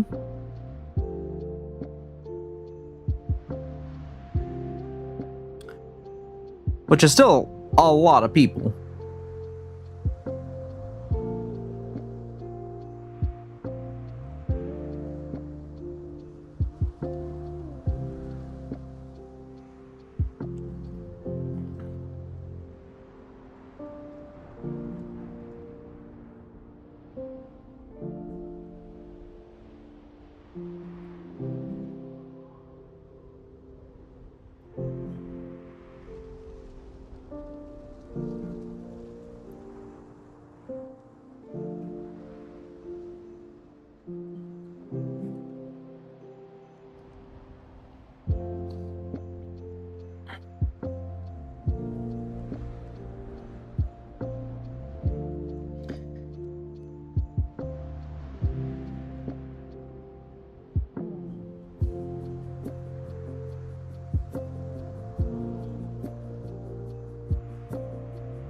I do feel like what would probably help me if I go to a tournament like that would be to go in costume.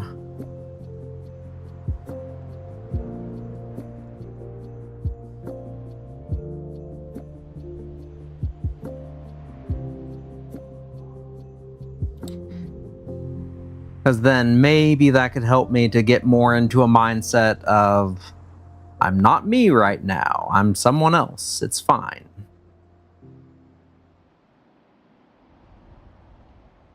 I know it's not quite that easy, but still.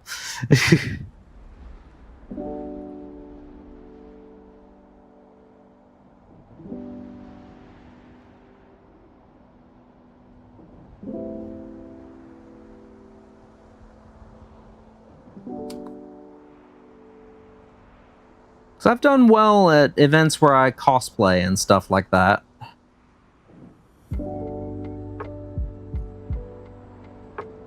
And I do enjoy wearing costumes. A couple of years ago, I went to an anime convention dressed as Roy Mustang from Full Metal Alchemist.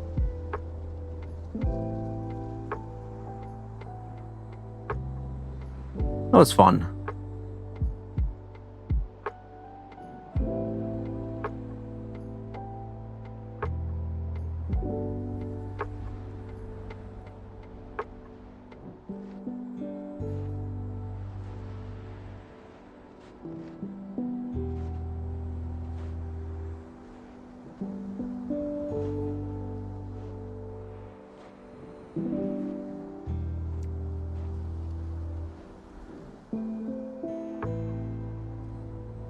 I guess I'd have to ask myself what I would want to play at a tournament.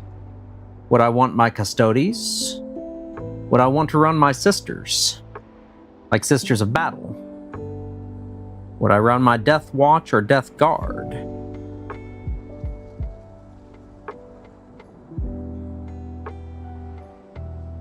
Or would I go with something audacious and run like my Imperial Knights?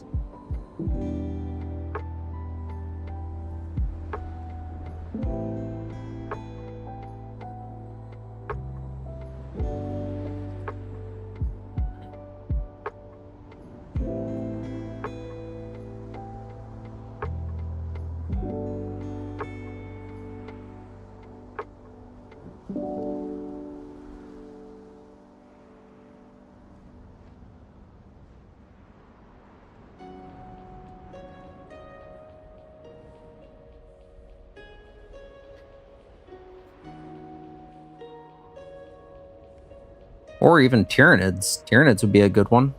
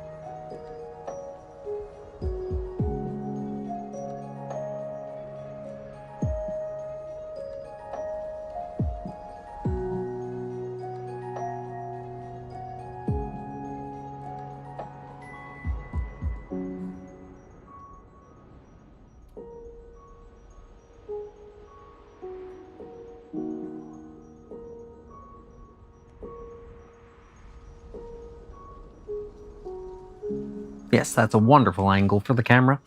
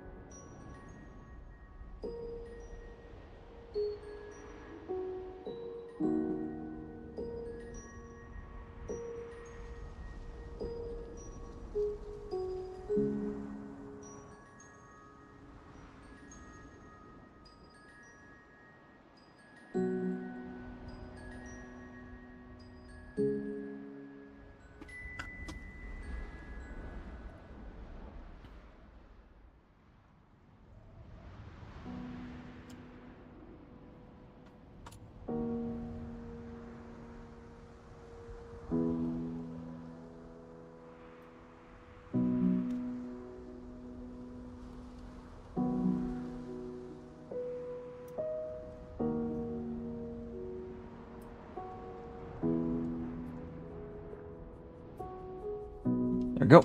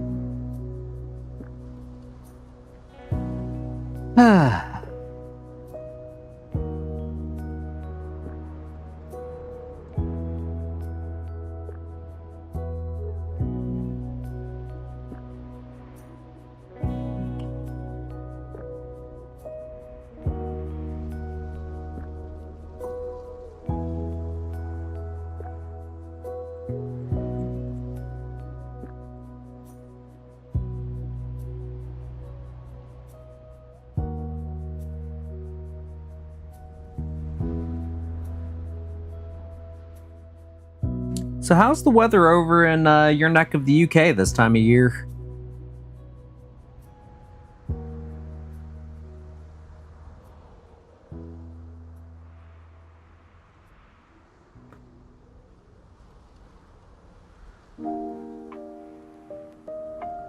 I know here in Maryland, it is cold and wet, or cold and snowy. It's not super snowy yet, but it's been below freezing most all day.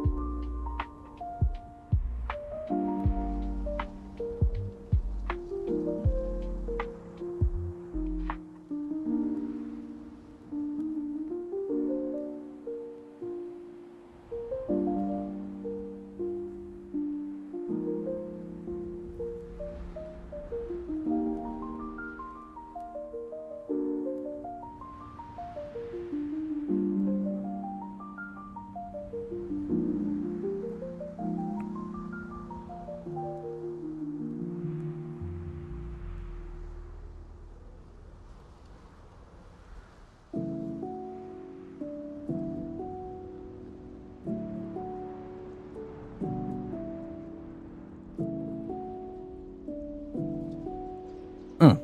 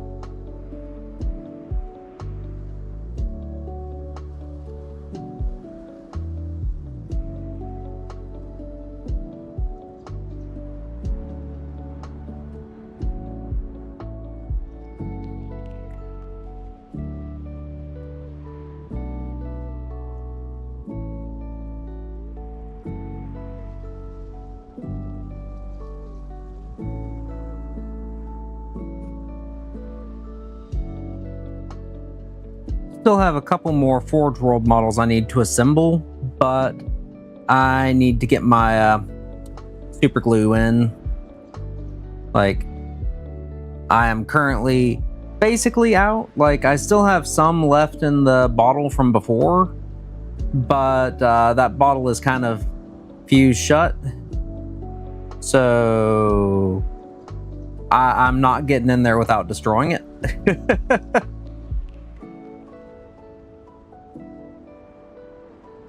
So can't really do any more effective Forge World assembly until I get more super glue.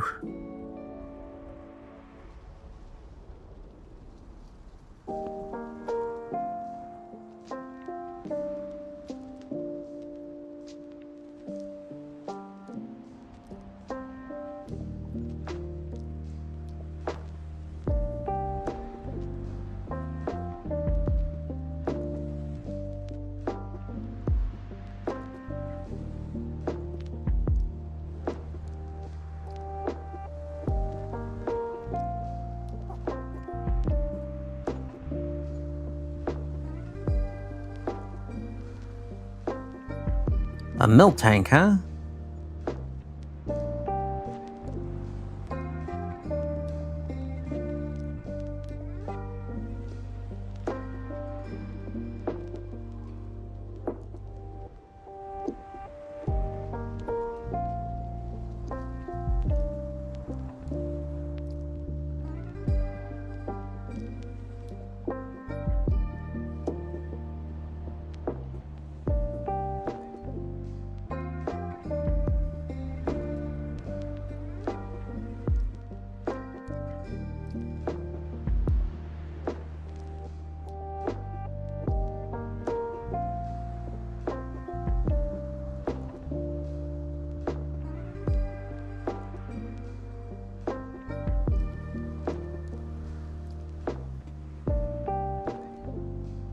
Ah, you're good. Welcome back. Welcome back.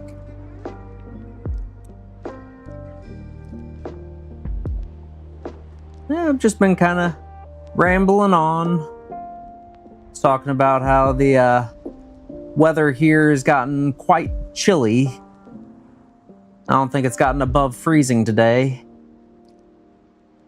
I was curious about how the weather in your neck of the UK is this time of year.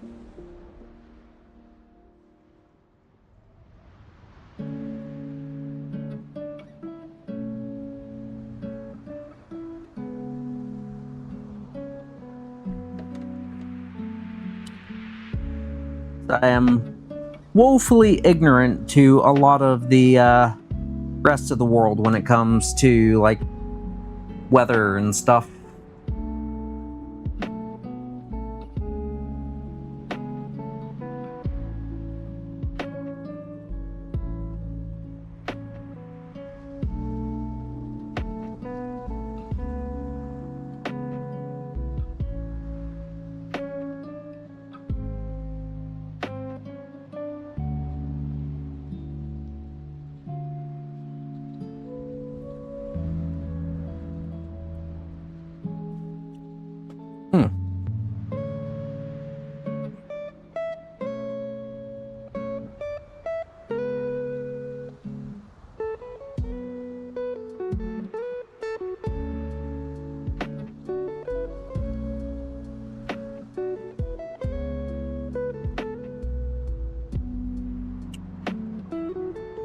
Definitely getting colder.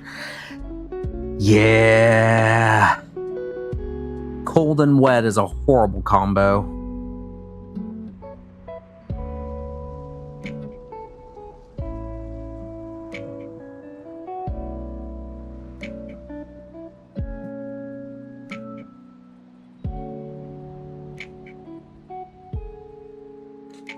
Here it's not super wet-ish. It's more of a slush at the moment, so thankfully I've got like waterproof shoes, so that at least helps. But actually had to like start wearing gloves and starting to wear a mask just because it's too damn cold. And my little dog loves being outside in this type of weather.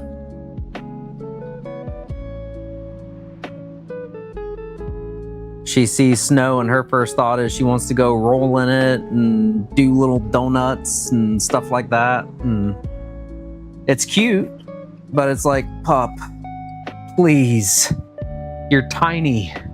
You aren't built for cold weather.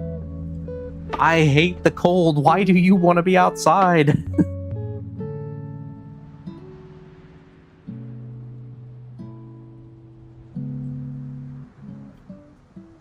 Good scarf would be nice.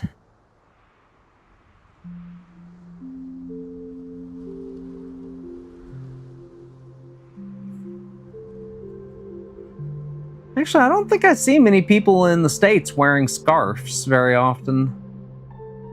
Huh. Wonder why.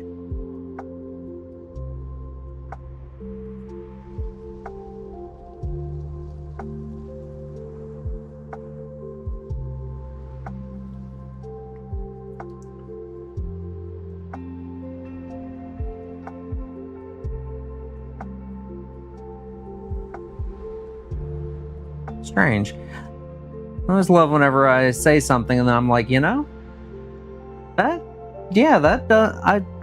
that's not normal around here. Weird.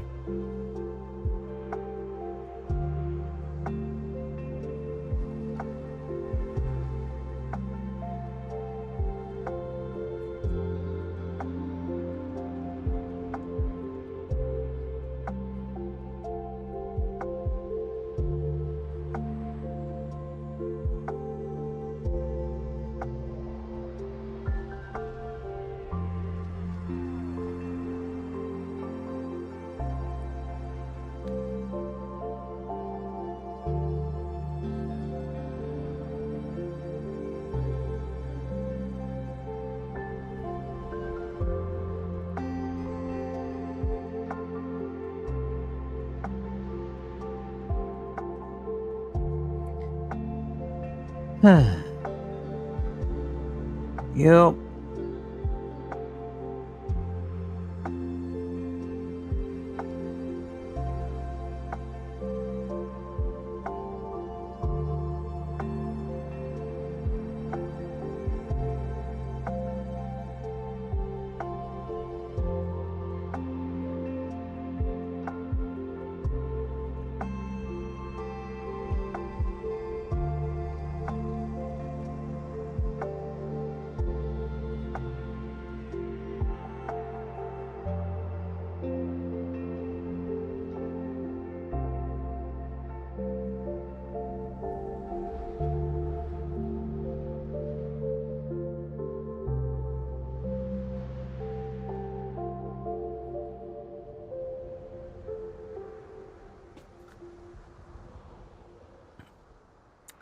Much as I love the gold models, I am looking forward to not painting gold models.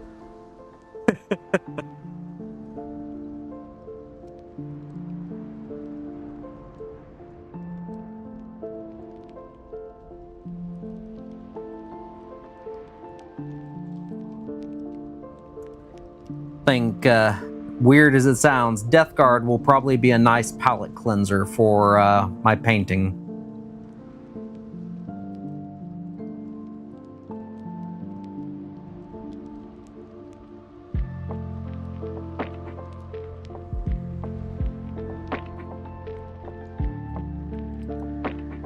Although, the mental image of saying Death Guard or a palette cleanser is slightly hilarious and terrifying.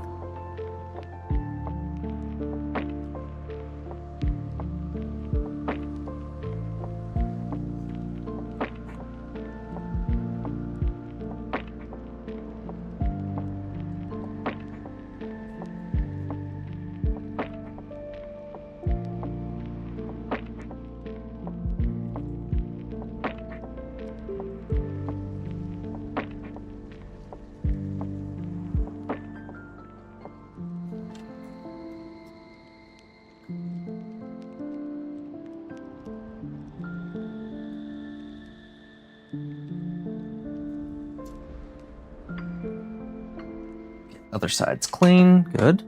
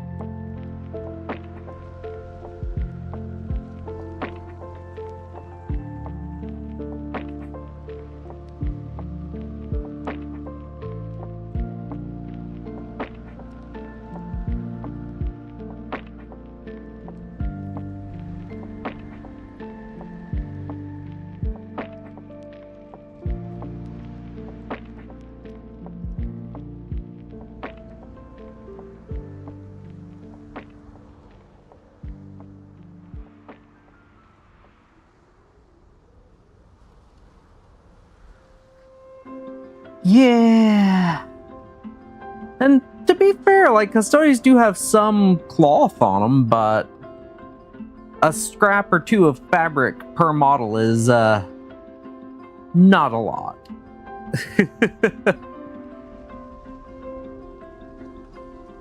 I'm just glad I've gotten more comfortable with doing skin tones and faces and whatnot.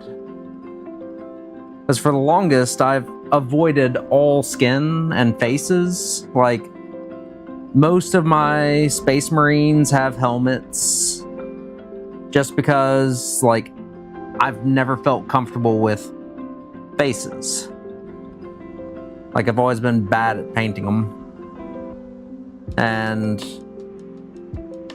actually upgrading to these, like, speed paints definitely helped me to feel more confident and competent with faces and skin.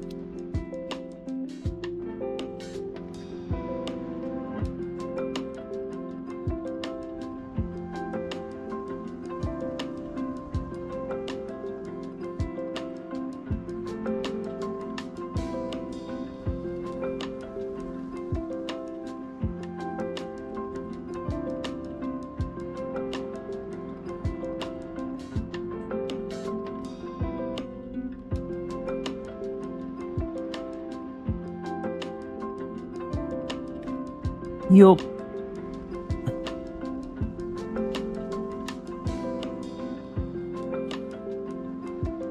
I will say the worst part about playing Custodians is just that it makes every other army feel like you're playing with tissue paper. It's like I look at something stat blocks now and I'm just like, wow, that's so fragile. Or I've gotten desensitized to the points of them.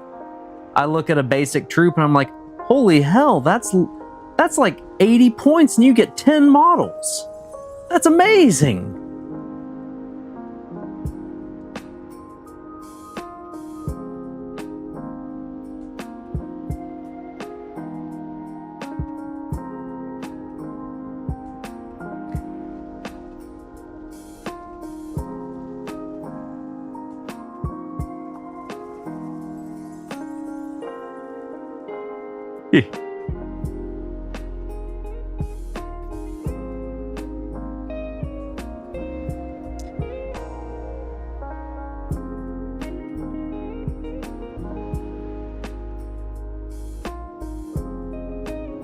Yep.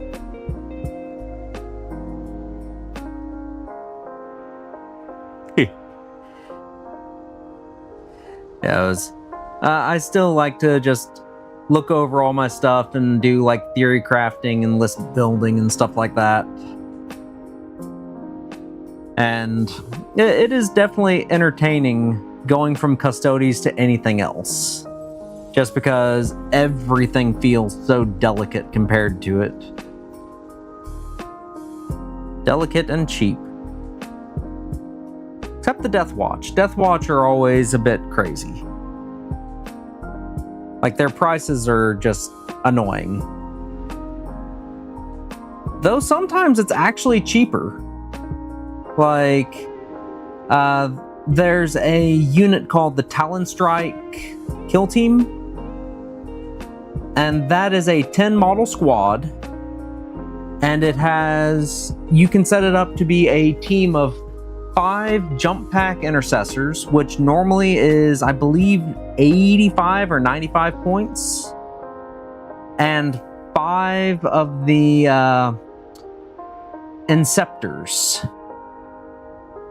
And for 5 Inceptors, that's like 200 points for the 5 Inceptors. And the whole unit only costs 250, I think. So you technically save points by running them. If you were going to run like a max size group of Inceptors and a minimum size group of Jump Pack Intercessors.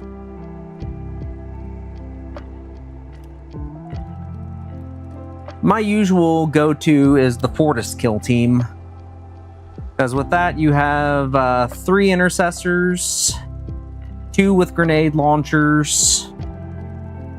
You can have 4 Hellblasters and 2 Desolation Marines. Oh, sorry, you have 4 Intercessors, my bad.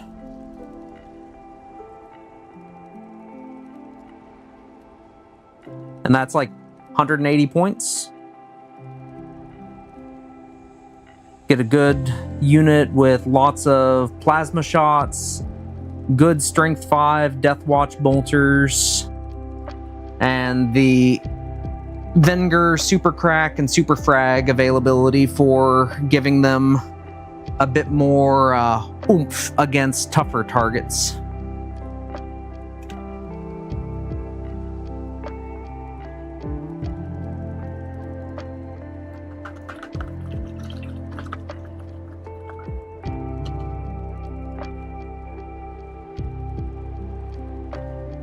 And the Spectre's kill team is pretty good. Not much of a point savings on them, but being able to set up a group with 3 of the Eliminators, you can then also give them 3 Eliminators, like 4 Reavers, and 3 of the Infiltrators. But you can still keep the Infiltrators 5 up Feel No Pain Gauntlet. And their special ability for being the Spectre's kill team is just every turn they can uppy down for free.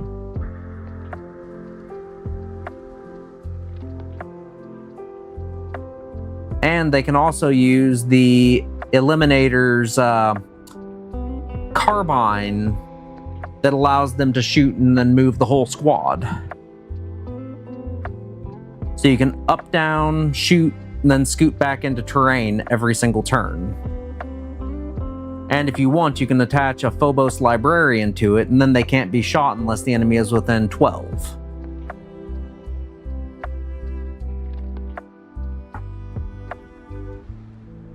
Eh? One sec, someone's at the door. I'm gonna mute my mic.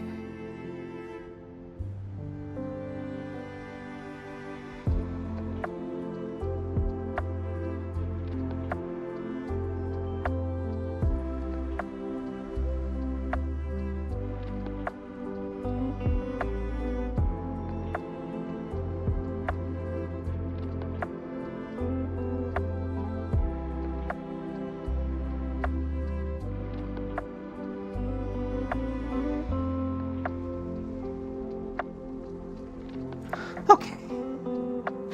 It was a delivery.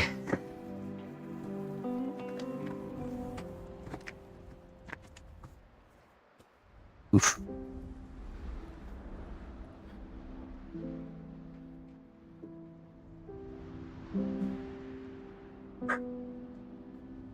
What's up, Rue? You upset that you missed that someone was at the door and you couldn't woof at them?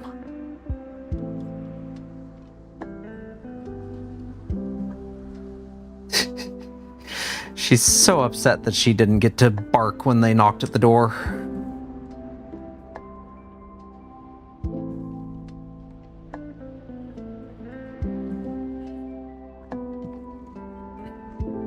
Granted, the delivery guy did knock softly, so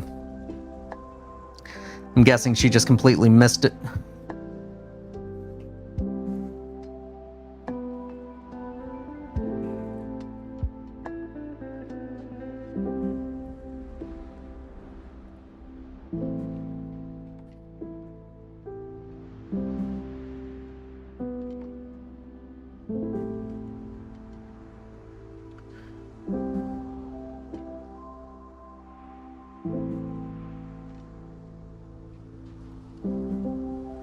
I figure once I've used up all my gold paint here, I'm probably gonna go ahead and stop and go take Rue out.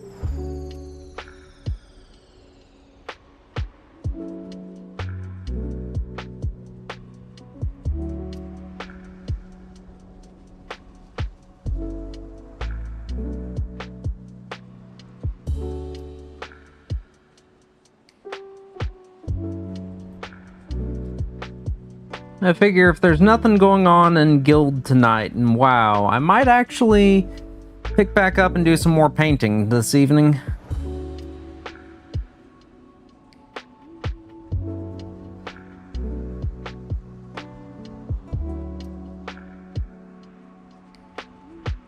Oh, sure. A lot of it just depends on what's going on. So annoyingly, we're at the end of the expansion, so everybody is kind of like just doing their own things right now. Legion Remix is pretty good. Like, it doesn't have quite the same appeal as the Pandaria remix did for me. Like, it just feels like it kind of ran out of stuff to do too quickly.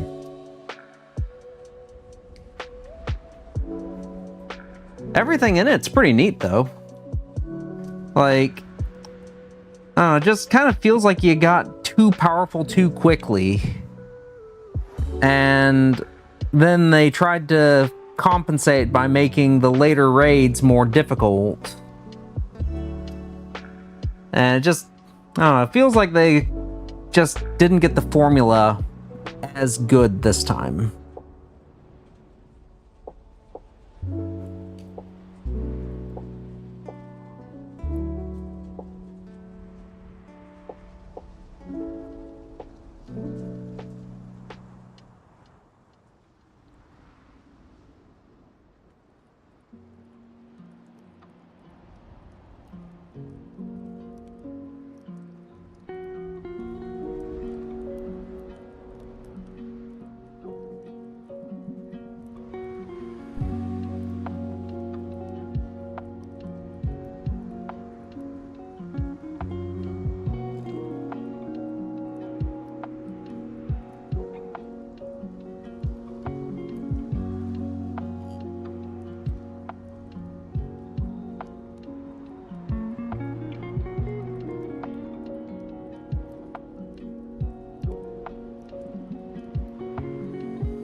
I've still got a little bit more stuff to do in Legion Remix.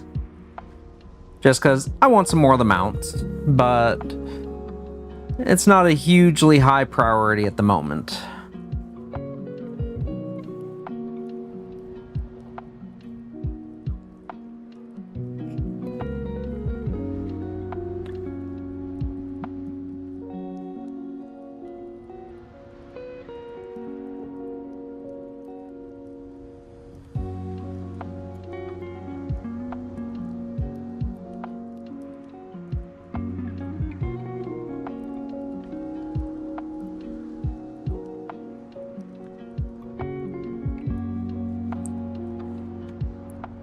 Okay.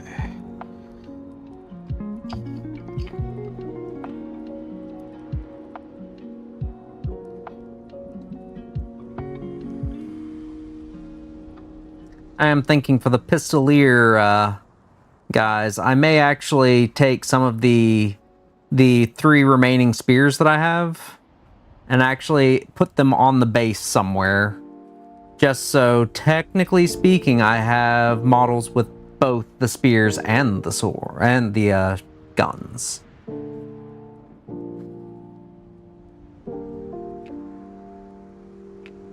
Just for a WYSIWYG thing.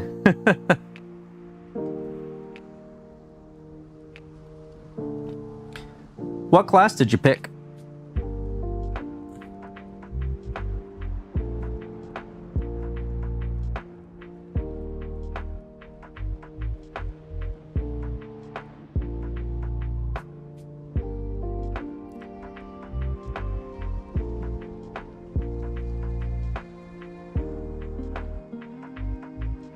Given your name, I could guess potentially mage.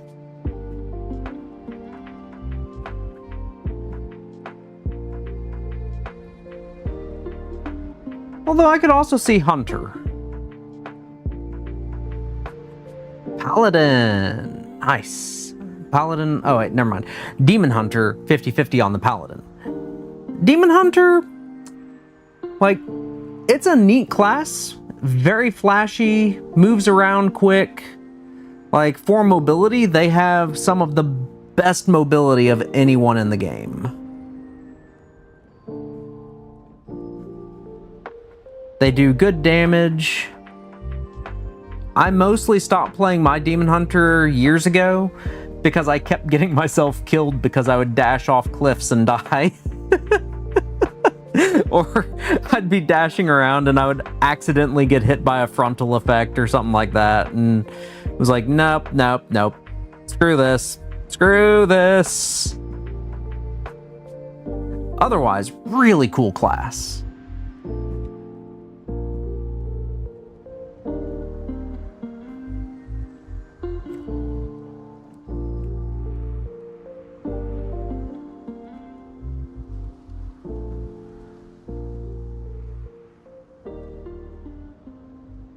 Like, very survivable. Good utility. Neat class fantasy and class lore. And in Midnight, they're actually getting a new spec. Right now you have the Havoc and Vengeance. And in Midnight, they're getting Entropy, which is a Void Demon Hunter.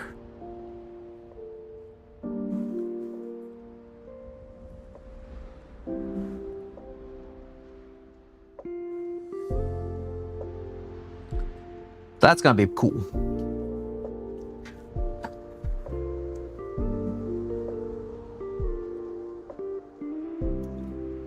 A lot of my class decisions also come down to what can battle res. I like being able to have an emergency battle res that I can just pop off.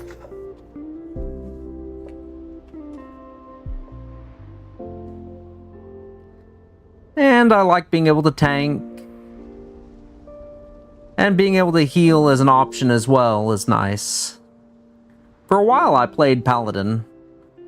Like, this expansion alone I've played Monk, Paladin, and Druid, and Death Knight.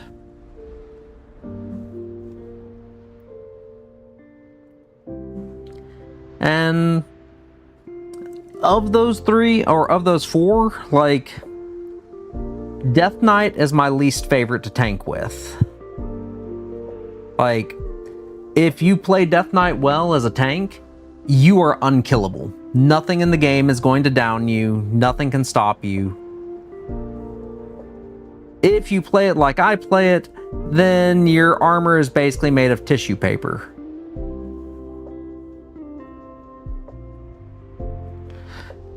I did well in Raid with it, but as soon as I got into higher level dungeon content, I just did not have the mental bandwidth to keep track of everything that I needed on it.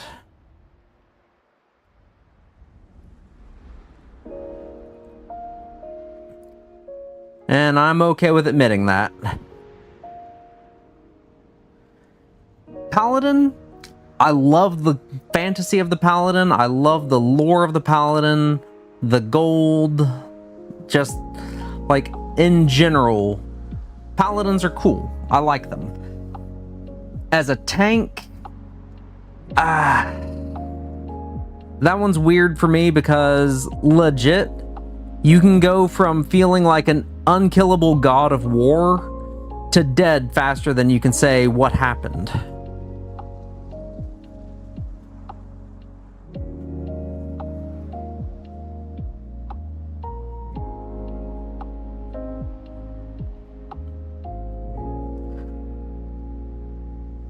Mostly because they have a buff that lasts for like 6 seconds, I think, that gives them most of their survivability as a tank.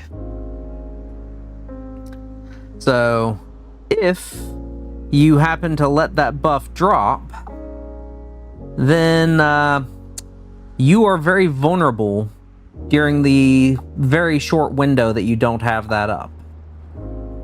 And if something big hits you, well, you're probably just going to die.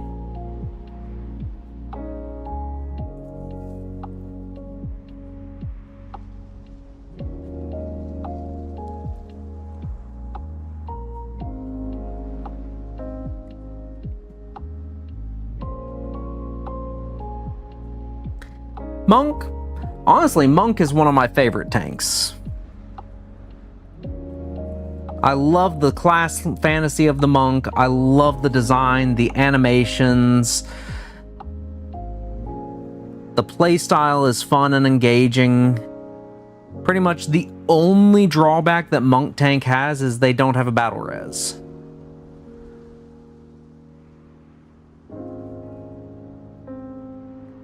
And because I'm playing in a guild with a bunch of fairly casual players, no offense to anyone in the guild, but when someone dies in raid and the raid leader calls for a battle res and keeps asking, can someone res? Hey, res, res. It's like, well, this sucks. We actually had several wipes because our people who could battle res weren't battle resing.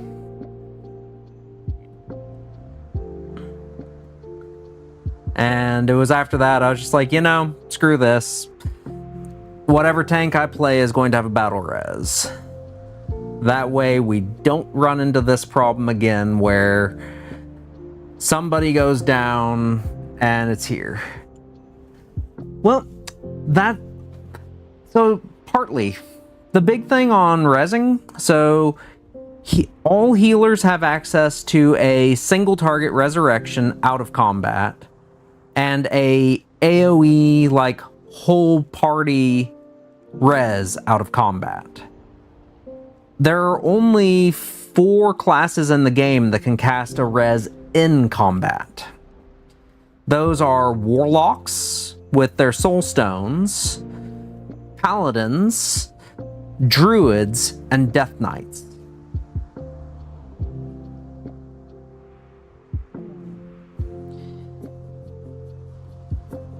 Those are the only 4 that can do a battle res.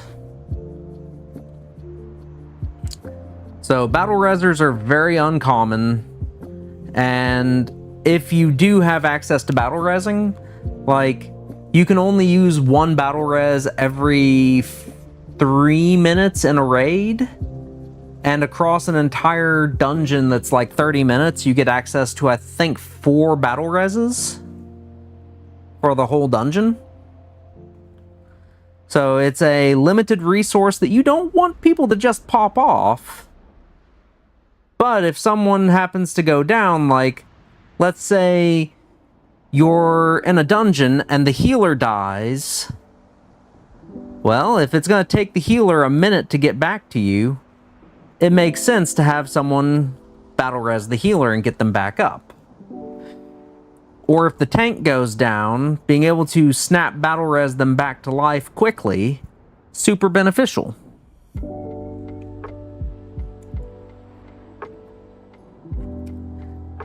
But there are plenty of groups that don't have a battle reser at all who play, and it's generally not that big a deal.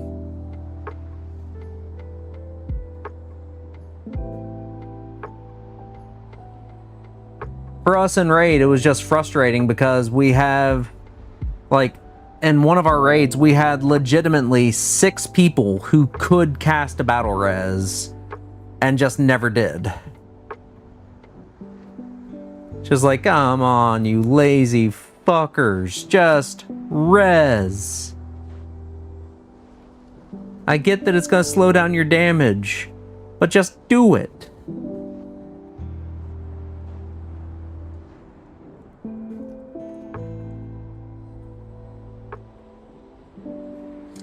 But I also do get some of it as well for casuals, especially people who really don't do the high-end stuff. Oblivion, welcome in. For casuals, they don't know exactly what their class can do. And that's not a problem. Just working on getting some lovely Vinatari painted up.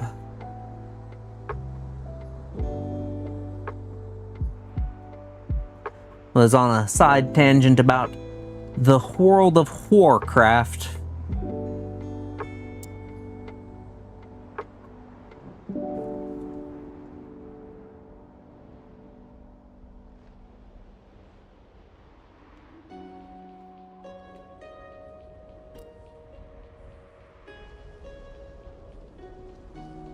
So, Oblivion, what do you play?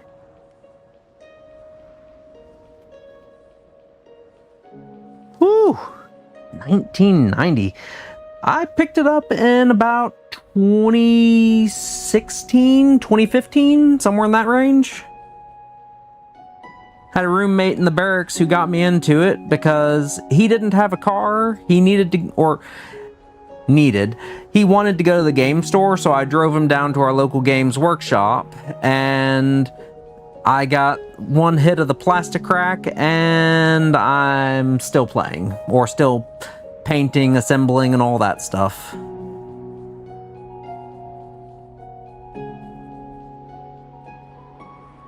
Have a monumental backlog to get through.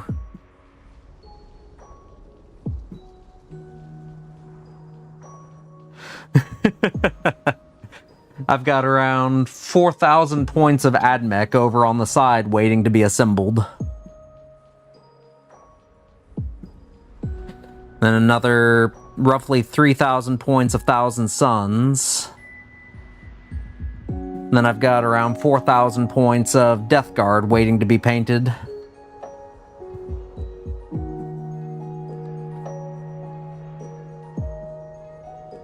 Could basically do this as a full-time job. And probably still be busy for months.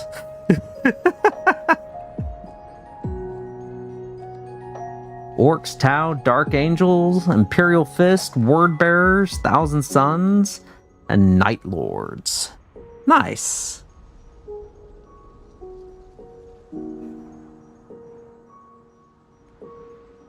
I have Death Guard, Death Watch, Imperial Knights, Thousand Suns, Sisters of Battle, Custodians, Tyranids, Gene Stealer Colts. I have a Dark Angels Ravenwing detachment. What else? Imperial Agents. I love my pathetic Imperial Agents. Just space puppers. If I did another Space Marine faction, I would definitely do the Space Wolves.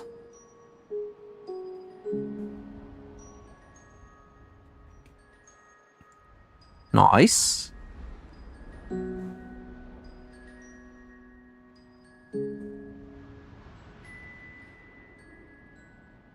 I believe you and Dark Mage would be rivals at that point. He plays the Iron Warriors. If I recall, Iron Warriors and Imperial Fists don't exactly like each other doctrinally. Outside of the fact that, you know, traitor and loyalist.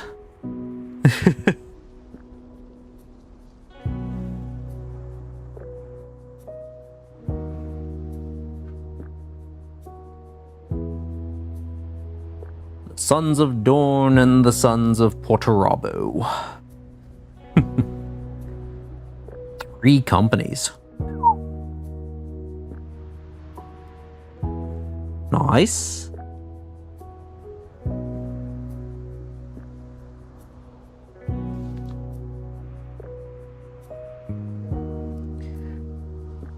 What is your favorite Imperial Fists model or unit?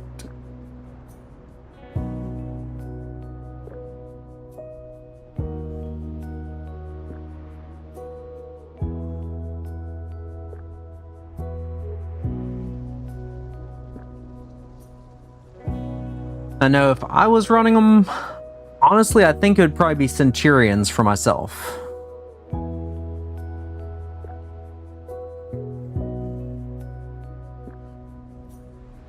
The Centurions are just delightfully chonky.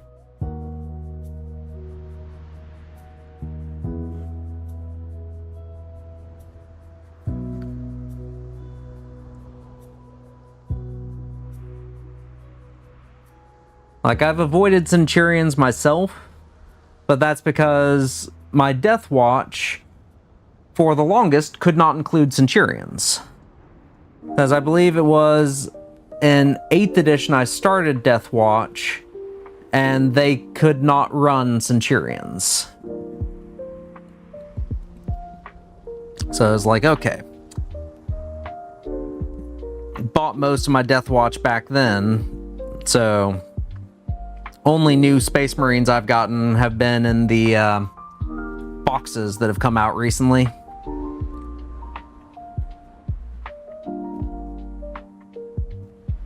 I say recently with air quotes because it's not been that recent, but still.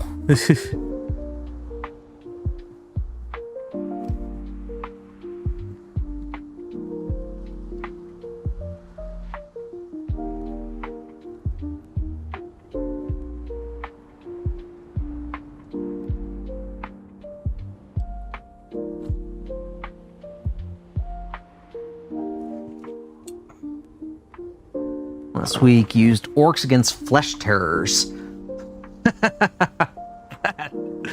That sounds like that would be an absolute slugfest.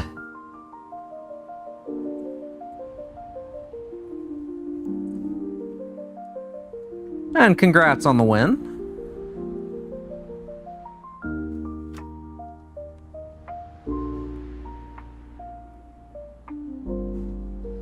I've been on a bit of a losing streak myself, but I've been figuring out what I've been doing wrong for the most part and readjusting my lists to try and compensate for my play errors and my lack of understanding.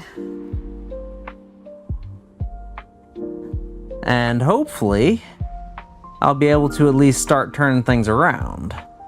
My last game was pretty close. I was sitting at 85 points at the end. My opponent was at 92.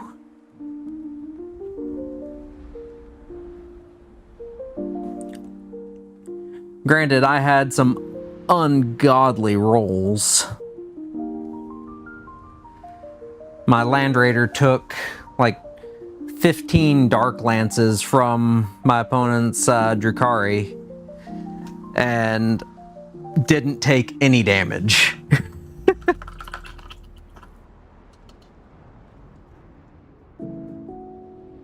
Just tons and tons of successful 4-up saves.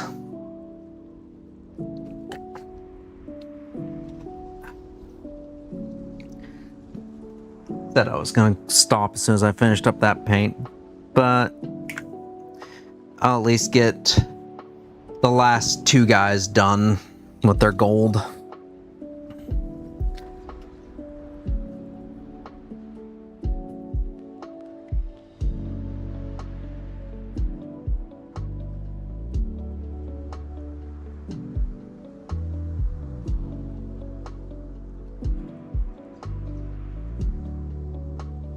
There we go.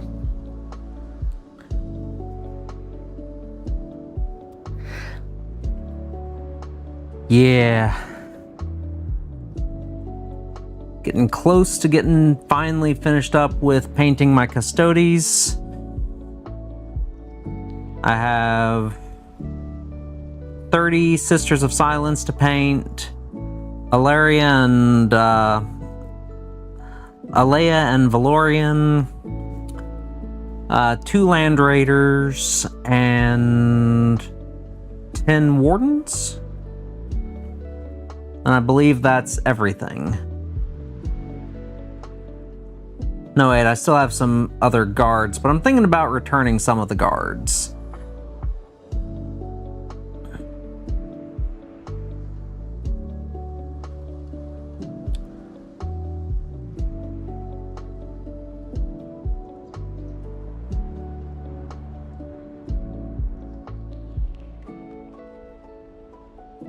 Favorite Crimson Fists is 20 Hellblasters. Woo-wee!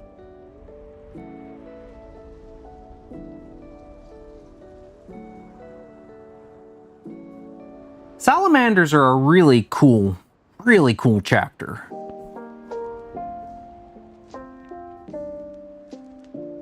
And I think that's mostly because they're just not dicks.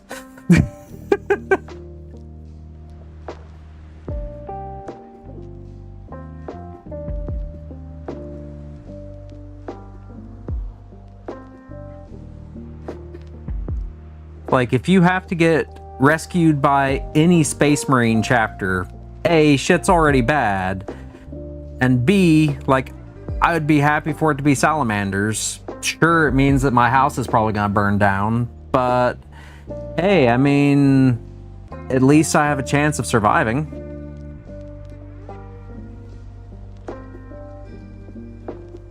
Just don't let it be the Iron Hands, please.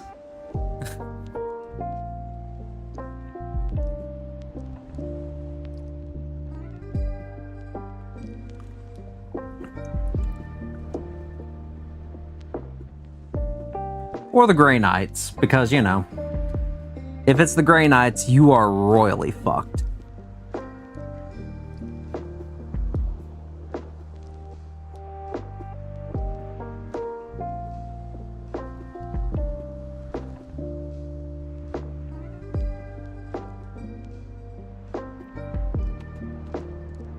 Exactly.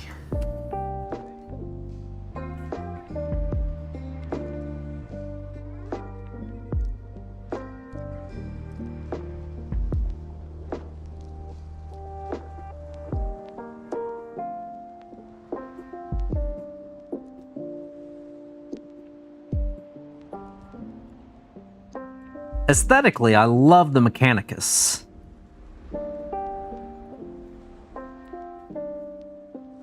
Now, on the same side of the coin, or on the same coin, I hate the idea of painting all the Mechanicus. Just the idea of painting up Belisarius, just... ugh. I get mild anxiety thinking about all the little mechadendrites and all the little bits that just go off every which way.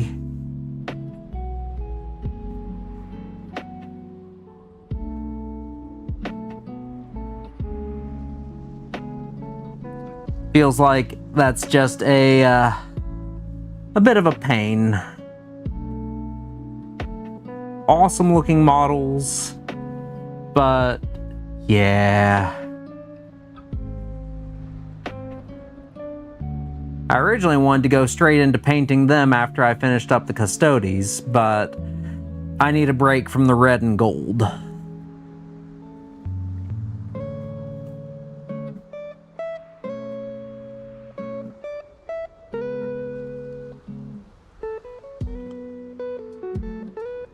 Night Lord's Dreadnought.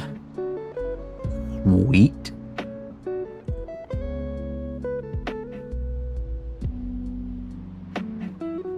Night Lords truly embody Grimderp.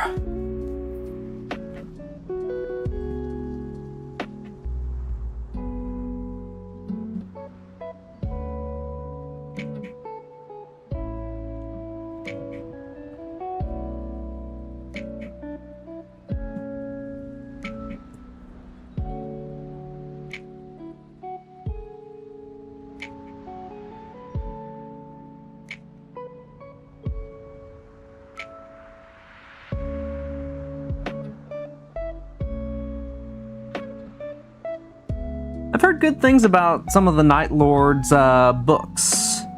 I've never read them, though.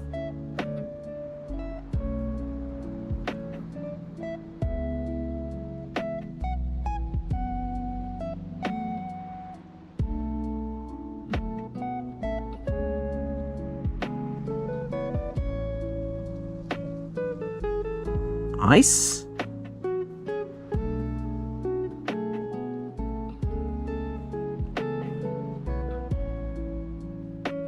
Any specific daemons you're going to be using?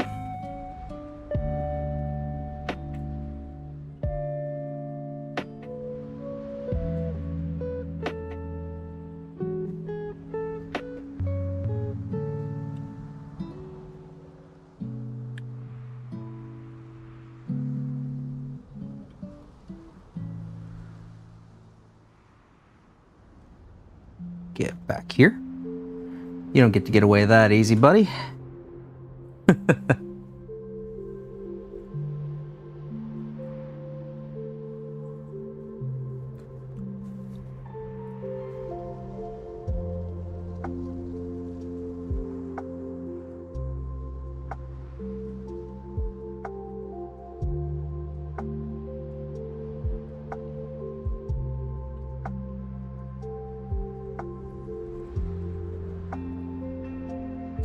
Okay.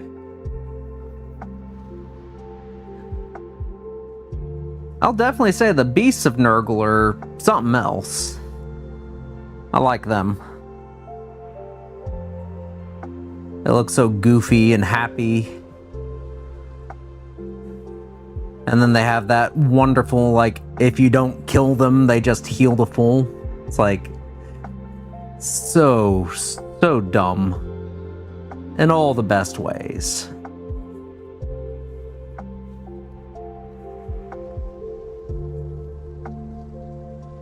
Although corn demons are really tough too. Not quite as durable, but sure don't want to get caught locked in with them, that's for sure.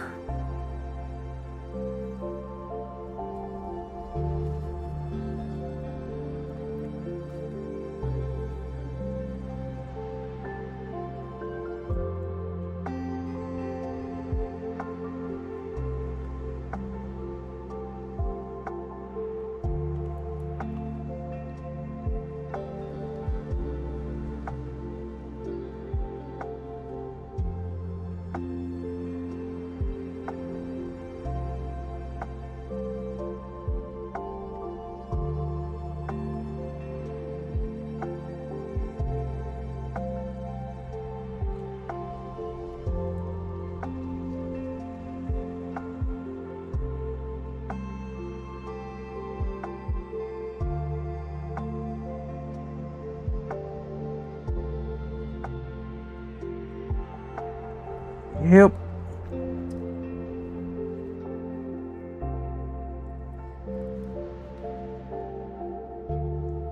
Good times, good times.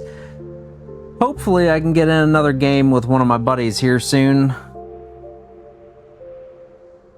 I'm wanting to test out some of the changes to my list. Try out some of these new models. Because I understand, in theory, that the Venatari will be quite a boon to my list.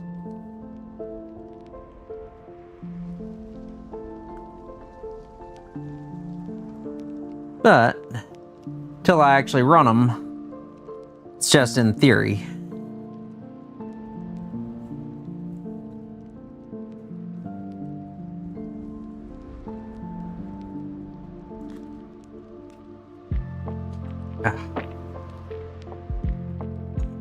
Depending on what you're up against, a big wave of Chaos Cultists could be challenging to get rid of.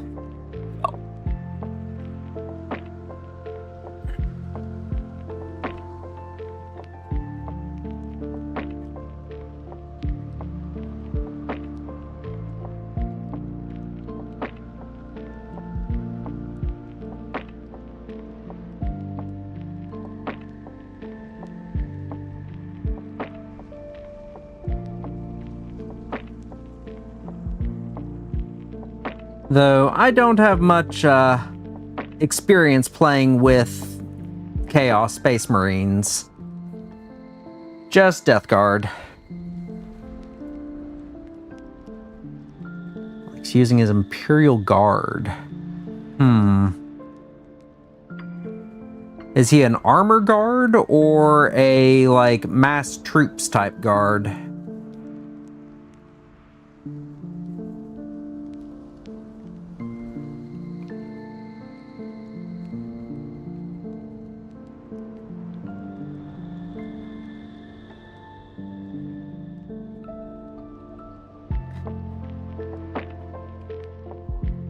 Because if it's armor, like, you might want more just maneuverable bodies to get around and take objectives, or something that can pack enough of a punch to at least make him regret pulling his tanks out.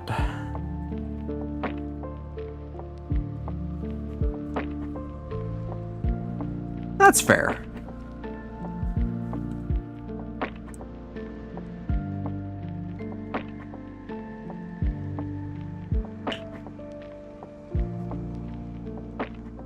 That is fair.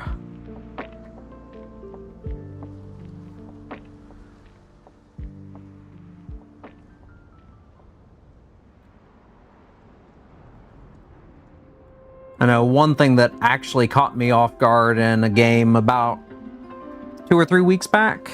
I was trying out my Imperial agents, and I was using the Deathwatch Aquila kill team they added recently. And, yeah, those guys are scary.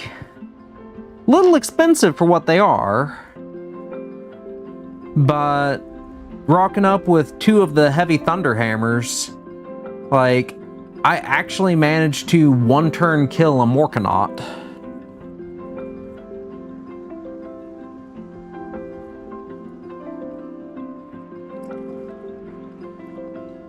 Now, admittedly, I got pretty well bodied and destroyed everywhere else, so killing the Morkanaut was more of a moral victory for me at that point.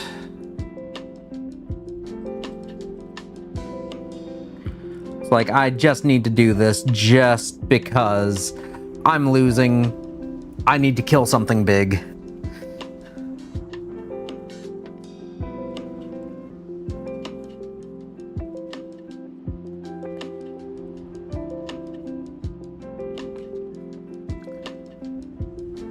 Hey, take care, Oblivion, and thanks for swinging by. I'm actually about to stop here because I need to get my little dog outside before it gets too much darker and colder. Because she is probably about ready to pee on the floor or poop herself. I'd prefer not to have to clean that up.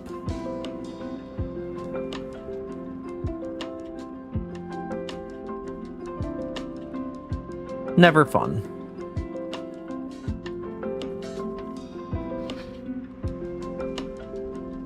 Best of luck in your game.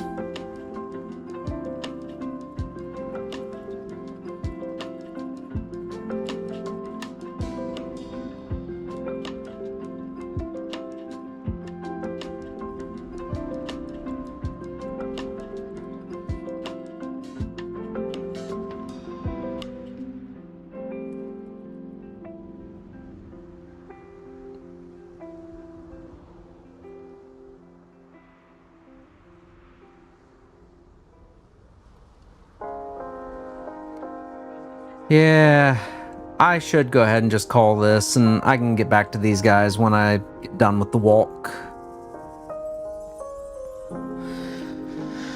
Okay. So, I'm gonna go ahead and call it here. So I want to thank you all for hanging out. I hope you have a lovely rest of your day. Take care, and catch y'all around.